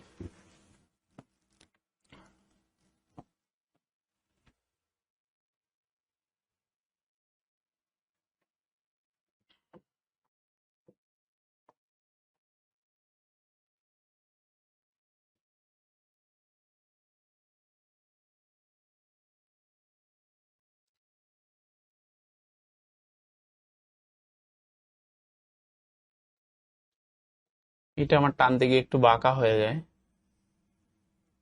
তো ডোন্ট মাইন্ড। বাঁকা হয়েওছে বোধহয়, হ্যাঁ এটা বাঁকা হয়ে গেছে, এটা ধরেই চলে আসছে এটা।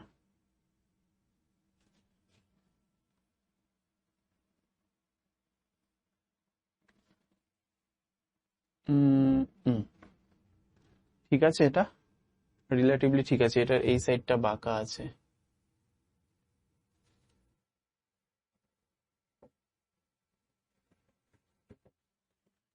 আচ্ছা ঠিক আছে, হয়ে যাবে, চাপ নেই। আচ্ছা এবার আমরা দেখে নিই যে আমরা কি কি নিয়ে আলোচনা করতে চলেছি। তো এখানে আমরা আলোচ্য বিষয় লিখব, কি কি নিয়ে আমরা ডিফারেন্সটা করব, আলোচ্য বিষয়। আচ্ছা তারপর আমরা এখানে কি দেখব, কোষ প্রাচীর, কোষ প্রাচীর দেখব। আর এখানে কি দেখব, কোষ পর্দা। ক্লিয়ার? আচ্ছা চলো, তো আমরা প্রথম পয়েন্টে চলে আসি। প্রথম পয়েন্টে যদি আমরা চলে আসি, দেখো আমরা সব কিন্তু বৈশিষ্ট্য থেকেই নেব, ঠিক আছে? আমরা যে কোষ প্রাচীর এবং কোষ পর্দার বৈশিষ্ট্য পড়েছি সেখান থেকেই আলোচ্য বিষয়গুলো তুলব। তো প্রথমে আমরা কি দেখতে পারি, ধরো উপাদান আমরা দেখলাম, প্রথমে আমরা দেখলাম উপাদান। তো উপাদান কি, কোষ প্রাচীরের উপাদান কি, মেইনলি কিন্তু সেলুলোজ, তাই তো? সেলুলোজ, কি কি ছিল, লিগনিন, তাই তো, হেমিসেলুলোজ, এইসব মেইনলি সেলুলোজ। আচ্ছা কোষ পর্দার ক্ষেত্রে কি দেখলাম আমরা, প্রোটিন, লিপিড, কার্বোহাইড্রেট, এই তিনটেই মেইন। কোলেস্টেরলও আছে, সেটাও লিপিডের মধ্যেই পড়ছে। তাহলে আমরা উপাদান দেখে নিলাম, তাহলে উপাদান কমপ্লিট। আচ্ছা এইবার আমাদের চলে আসছে পরের পয়েন্ট, সেটা হচ্ছে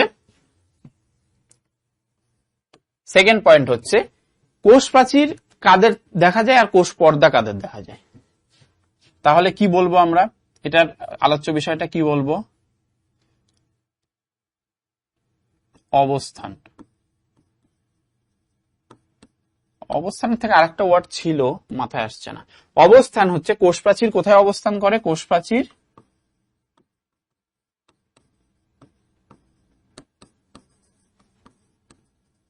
উদ্ভিদ দেহে পরিলক্ষিত হয়।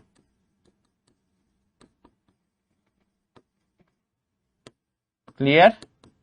আর কোষ পর্দা কি ছিল, কোষ পর্দা উদ্ভিদ প্রাণী সব রকম সজীব দেহেই দেখা যায়। সমস্ত প্রকার উদ্ভিদ কোষে হবে এটা।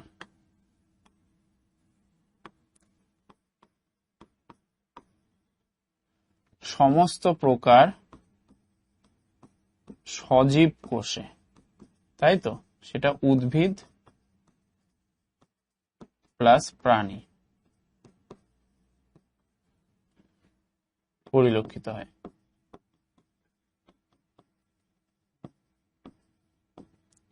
ক্লিয়ার? চলো নেক্সট পয়েন্টে আমরা যাই।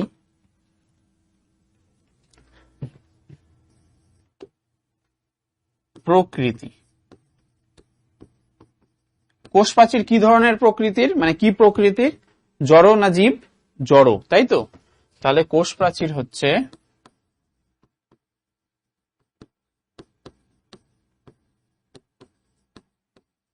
জড় বা মৃত আবরক। ক্লিয়ার? আর এটা কি, কোষ পর্দা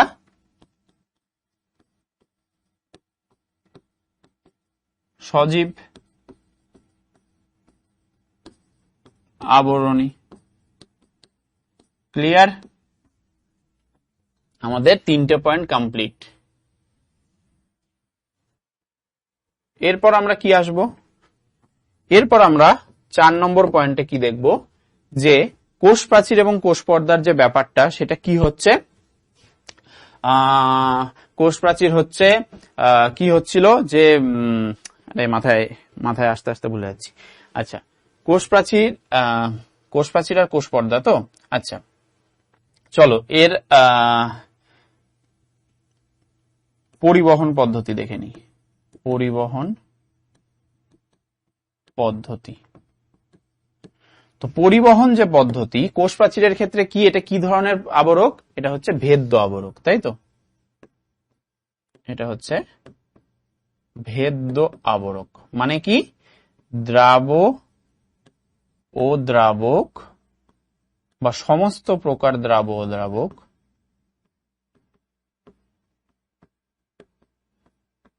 এর পরিবহন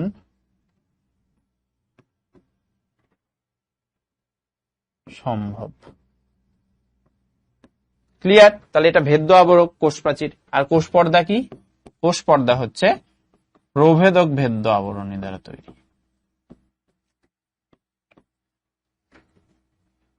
প্রভেদক ভেদ্য আবরক মানে কি, নির্দিষ্ট দ্রাব ও সমস্ত প্রকার দ্রাবকের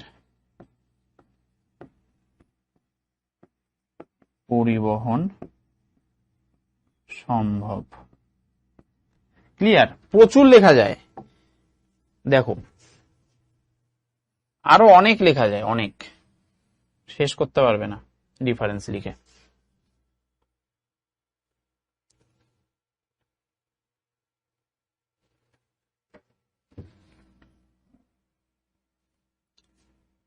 ঠিক আছে, চলো 5 নম্বর কি লিখবো। 5 নম্বর লিখি আচ্ছা কোনটা পুরু এগুলো লিখেছি না,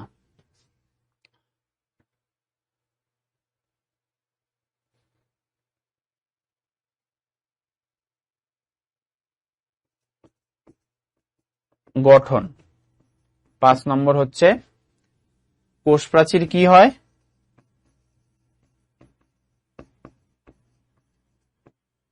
পুরু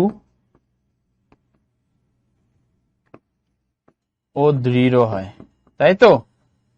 আর কোষ পর্দা কি হয়, কোষ পর্দা কিন্তু নমনীয়, পাতলা ও স্থিতিস্থাপক, তাই তো। ক্লিয়ার? এইবারের মেইন একটা কাজের পয়েন্টে চলে আসি। কি পয়েন্ট? কাজ। কাজ অকাজ সব হবে। 6 কাজ। কোষ প্রাচীরের কি কাজ? ব্যাপন ও অভিস্রবণে ভূমিকা আছে, তাই তো। অভিস্রবণে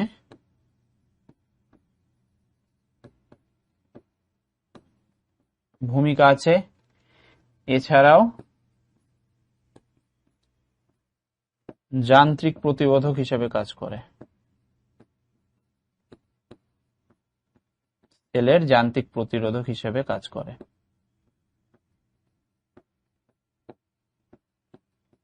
তাই তো। বাইরের যে আঘাত সেগুলো থেকে রক্ষা করে কোষকে।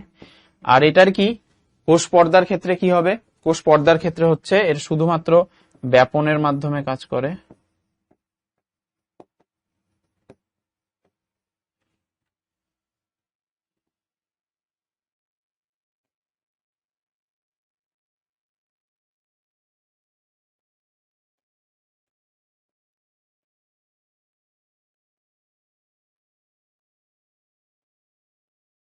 আর কি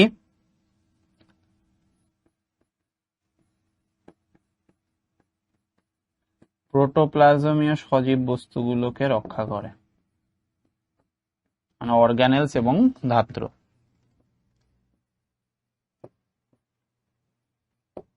আচ্ছাদক হিসেবে কাজ করে, যেটা ঘিরে থাকে ওদের। ক্লিয়ার? তাহলে এই হচ্ছে মোটামুটি টোটাল 6টা পয়েন্টস, আরো লেখা যায়, এর শেষ নেই। ঠিক আছে, তো এইগুলো মোটামুটি মাথায় রাখার চেষ্টা করো।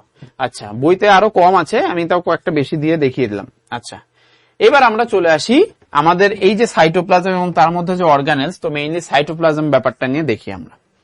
তো এই যে সাইটোপ্লাজমকে কোষের ধাত্র বলা হয়, মানে যার মধ্যে কোষের অঙ্গাণুগুলো থাকবে। ঠিক আছে, সেটা বিক্ষিপ্তাকারে হোক, যেভাবে হোক থাকবে। তো এর মধ্যে কি হচ্ছে, কোষ অঙ্গাণু সমূহ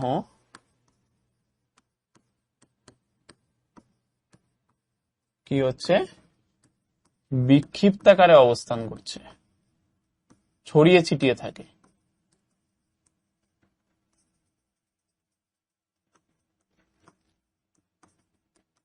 এটাকে কি বলা হয়, আর এক কথায় কি বলা হয়, এটাকে bed of cell organelles. Clear? তো চলো আমরা চলে আসি এবার ডেফিনেশনে, যে সাইটোপ্লাজম কি জিনিসটা কি। তো সাইটোপ্লাজম হচ্ছে অর্ধ তরল, পুরো তরল না, একটু কিছুটা জেলি জেলি ধরনের, অর্ধ তরল, স্বচ্ছ, ঠিক আছে, একদম ক্রিস্টাল ক্লিয়ার দেখা যায়, অস্বচ্ছ না, স্বচ্ছ, এবং দানাদার পদার্থ নিয়ে গঠিত। দানাদার পদার্থ, গুটি গুটি দানা দানা, সেইগুলো নিয়ে গঠিত। নিউক্লিয় পর্দা, মানে এই যে নিউক্লিয়াস, সেই নিউক্লিয়াসের ভেতরেও থাকে, এই যে নিউক্লিওলাস এর মধ্যে থাকছে, ঠিক আছে, ক্রোমাটিন জালক থাকছে, এগুলোর ডিটেলস আমরা যখন নিউক্লিয়াস করবো তখন দেখব।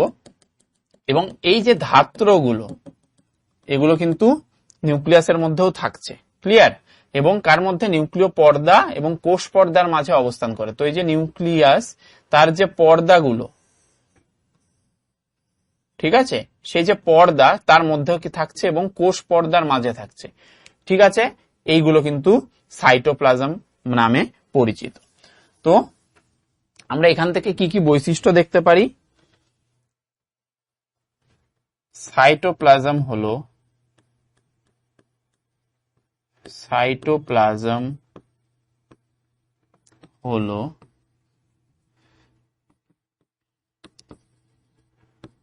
কোষ অঙ্গাণু সমূহের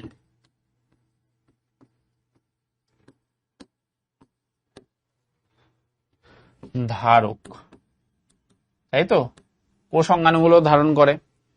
আচ্ছা, সেকেন্ড পয়েন্ট কি হতে পারে, সেকেন্ড পয়েন্ট হতে পারে এটি এক প্রকার অর্ধতরল,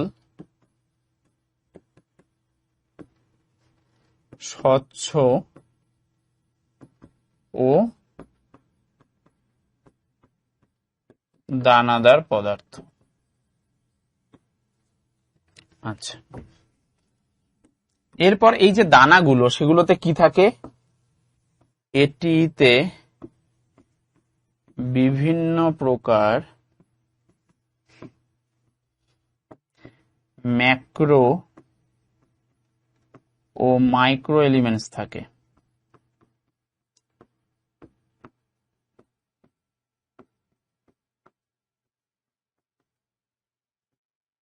ঠিক আছে, তো ম্যাক্রো এলিমেন্টস যেগুলো, মানে বৃহৎ যে দানা, সেগুলোর মধ্যে কি কি পড়ছে, ম্যাক্রো এলিমেন্টস এর মধ্যে কি কি পড়ছে, carbon, hydrogen, oxygen, nitrogen, sulphur, phosphorus, magnesium, calcium, potassium. ঠিক আছে, এইরকম প্রচুর জিনিসপত্র। আর মাইক্রো এলিমেন্টস এর মধ্যে, এটা মাইটো হয়ে গেছে, এটা মাইক্রো হবে,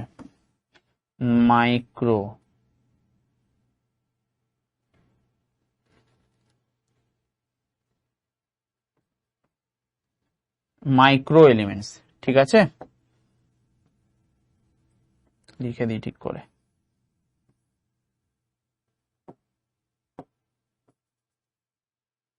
কি বললাম, মাইক্রো, বারবার লিখতে যাচ্ছি, বারবার কেটে যাচ্ছে, এলিমেন্টস। তাহলে আর মাইক্রো এলিমেন্টস এর মধ্যে তাহলে কি পড়ছে, মাইক্রো এলিমেন্টস এর মধ্যে পড়ছে iron, boron, molybdenum, copper, silver, gold সবকিছু। ঠিক আছে, তাহলে এইগুলো হচ্ছে মাইক্রো এলিমেন্টস।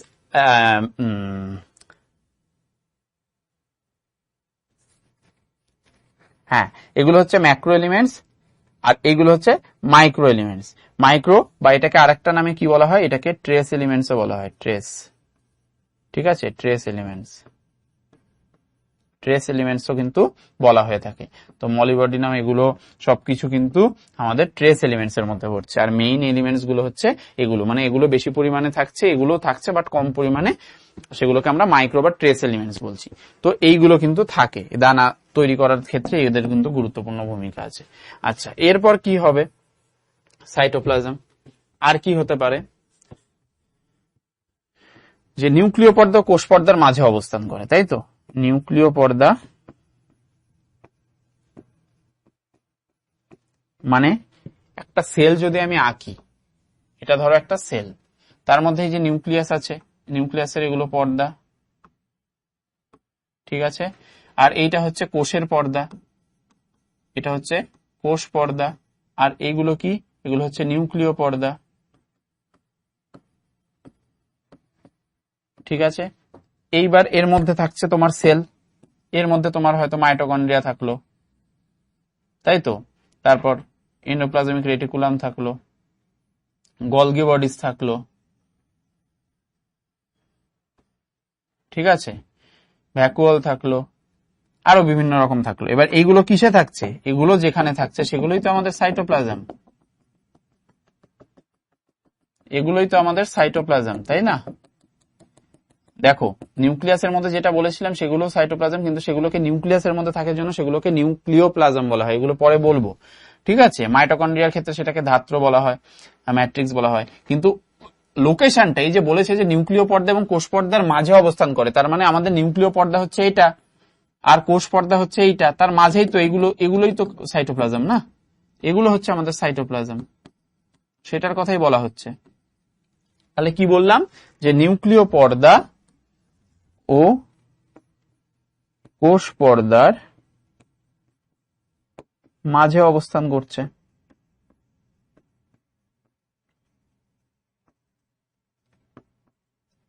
ক্লিয়ার, নিউক্লিয় পর্দা এবং কোষ পর্দার মাঝে অবস্থান করে। এই হচ্ছে আমাদের মোটামুটি সাইটোপ্লাজমের বৈশিষ্ট্য। আরো অনেক কিছু লেখা যেতে পারে, যে কোষ অঙ্গাণুগুলো এখানে তো লিখেইছি ধারক হিসেবে কাজ করে। ঠিক আছে, আচ্ছা, এবার কাজগুলোর মধ্যে যদি আমি বলতে যাই, তাহলে আমার সেলের এই স্ট্রাকচারটাকে মুছতে হবে। এটা আশা করি বুঝে গেছো যে অবস্থান অনুযায়ী কি ব্যাপারটা বলছিল। আচ্ছা, এইবার যদি আমরা কাজ দেখতে চাই, তাহলে কাজ হিসাবে বলতে হবে আমাদের ফার্স্ট কাজ হচ্ছে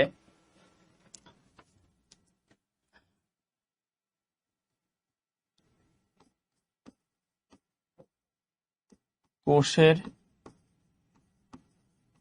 বিভিন্ন বিপাকীয় কার্য সাইটোপ্লাজমে ঘটে। ঠিক আছে, যত রকমের বিপাকীয় কার্য সেগুলো কিন্তু সাইটোপ্লাজমের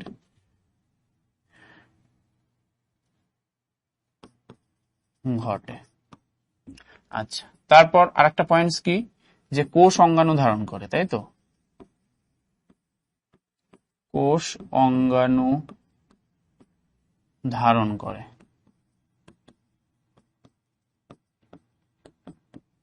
আর কি হতে পারে, বিভিন্ন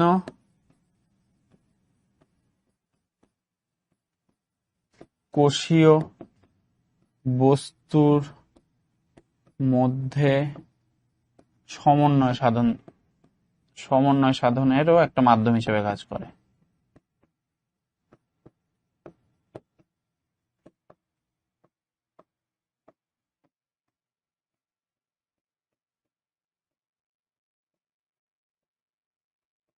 ক্লিয়ার, মানে বিভিন্ন যে অঙ্গাণুগুলো থাকছে তাদের যে বিভিন্ন রকমের কার্য, ঠিক আছে, সেগুলোর বিভিন্ন কার্যের মধ্যে সমন্বয় সাধনের, মানে বিভিন্ন অঙ্গাণুগুলোর মধ্যে তাদের কাজের মধ্যে কিন্তু সমন্বয় সাধনও কিন্তু এই সাইটোপ্লাজম কিন্তু সাহায্য করছে।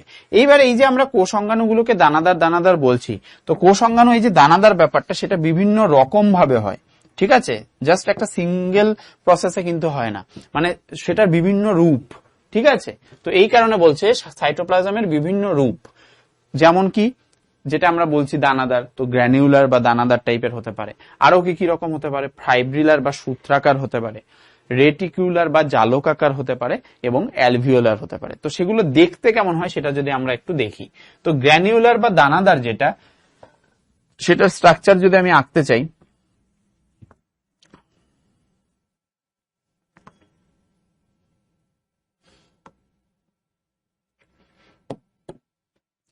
সেটার স্ট্রাকচার যদি আমি আঁকতে চাই, ধরো এখানে আমি গ্রানুলারটা আঁকবো। আচ্ছা,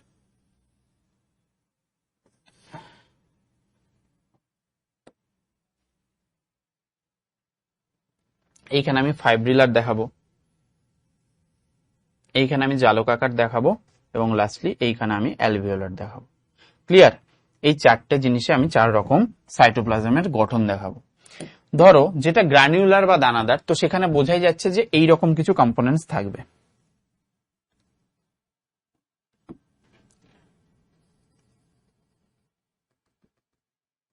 এই দানা সদৃশ কিছু কম্পোনেন্টস থাকবে।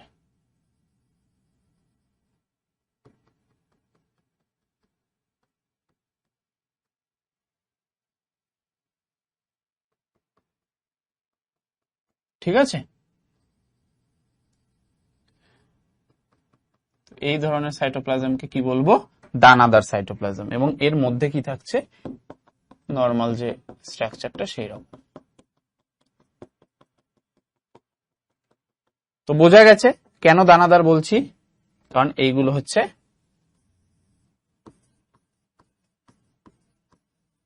দানাদার সাইটোপ্লাজম। এটা একটা কোষ, তার মধ্যে সাইটোপ্লাজম এঁকেছি এবং সেগুলো দেখতে দানাময়। ক্লিয়ার? তাহলে এটা দানাদার সাইটোপ্লাজম। আচ্ছা, এইবার আমরা যেটা দেখব সেটা দেখব কি, সেটা দেখব ফাইব্রিলার বা সূত্রাকার। তো ফাইব্রিলার বা সূত্রাকার, ফাইব্রাস মানে কি? ফাইবার, ফাইবার, সেই ফাইবার থেকে এসছে। ঠিক আছে, তো সেই ফাইবার থেকে যদি আসে তাহলে সেটার স্ট্রাকচারটা কেমন দেখতে হয়? সেটার স্ট্রাকচারটা দেখতে হয়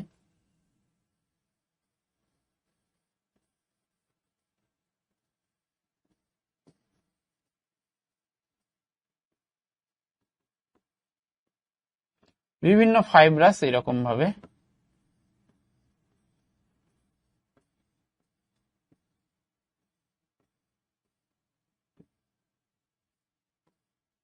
ঠিক আছে, এইগুলো কি? এগুলো হচ্ছে ফাইবার, এগুলো ফাইবার। তো এই জন্য এগুলোকে কি বলা হয়? ফাইব্রাস বা কি? সূত্রাকার, সূত্রাকার সাইটোপ্লাজম। ক্লিয়ার? আচ্ছা, এইবার আমরা দেখব কি, এইবার আমরা দেখব রেটিকুলার। রেটিকুলার, তাহলে রেটিকুলেট বা জালকাকার হবে, মানে এই রকম, ধরো এই রকম জালকের মতো বিভিন্ন দিক হয়ে অবস্থান করছে।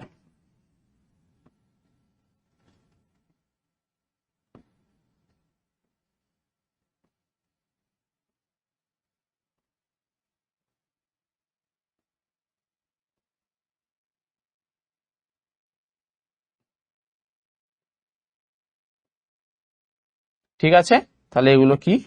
এগুলো হচ্ছে জালিকাকার বা জালকাকার, বা এটাকে রেটিকুলার বলা হয়। ঠিক আছে, রেটিকুলার সাইটোপ্লাজম মাথায় ঢুকছে? লাস্টলি আমাদের যেটা আছে সেটা হচ্ছে অ্যালভিওলার। অ্যালভিওলার আর কিছুই নয়, অ্যালভিওলার আমাদের গ্র্যানুলারের মতোই, কিন্তু গ্র্যানুলারের যে যে দানাগুলো দেখা যায় সেই দানাগুলো নর্মালি এদের থাকে না, এগুলো জাস্ট নর্মাল যে সাইটোপ্লাজম সেই রকম দেখতে হয়, একদম সূক্ষ্ম স্বচ্ছ দানাময়। এই কিন্তু একদম মানে কনসেন্ট্রেটেড দানা কিন্তু এদের থাকে না। ঠিক আছে, এইগুলো হচ্ছে আমাদের অ্যালভিওলার, এটা আমাদের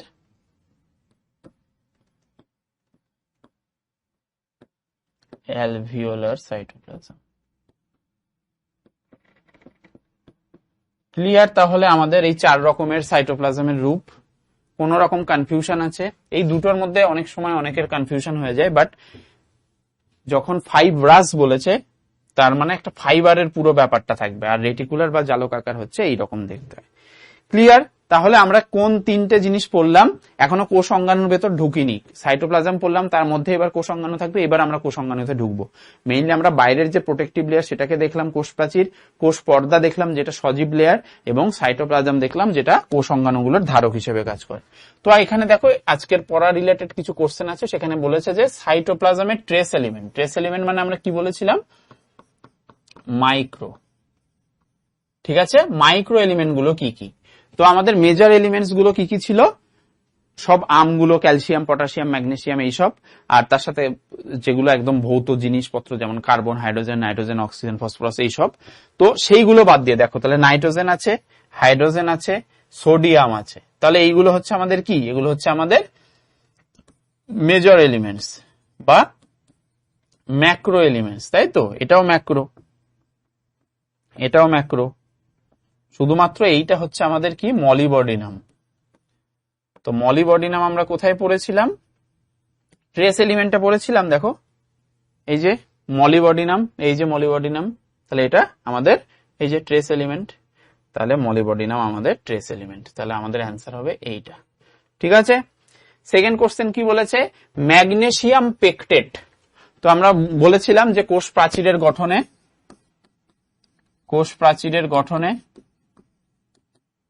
যে মধ্য ল্যামেলা যেটা থাকে, তাই তো? মধ্য ল্যামেলা বলে একটা জিনিস থাকে। তো সেই মধ্য ল্যামেলা, তার মধ্যে কি কি থাকতো? ক্যালসিয়াম আর কি ছিল? ম্যাগনেসিয়াম পেকটেট ছিল, আর প্রোটিন ছিল, তাই তো? মুখ্যতে কি ছিল? মুখ্য প্রাচীরে কি ছিল? মুখ্য প্রাচীরে আমাদের ছিল মেইনলি সেলুলোজ, আর গৌণ প্রাচীরে কি ছিল? গৌণ প্রাচীরে ছিল আমাদের সেলুলোজের সাথে হেমিসেলুলোজ ছিল, আর কি ছিল? লিগনিন ছিল, লিগনিন, এইসব জিনিস ছিল। তাহলে আমাদের কোশ্চেনে জিজ্ঞেস করেছে যে আমাদের কি বলে ক্যালসিয়াম, আমাদের ম্যাগনেসিয়াম পেকটেটের কথা বলেছে। তাহলে ম্যাগনেসিয়াম পেকটেট কিসে থাকে? মধ্য ল্যামেলা। তাহলে দেখো অ্যান্সার কত? অপশন নাম্বার সি, এইটা হবে, মধ্য ল্যামেলায় থাকে, তাই না? এখান থেকে আমরা জিনিসটা বুঝে গেলাম।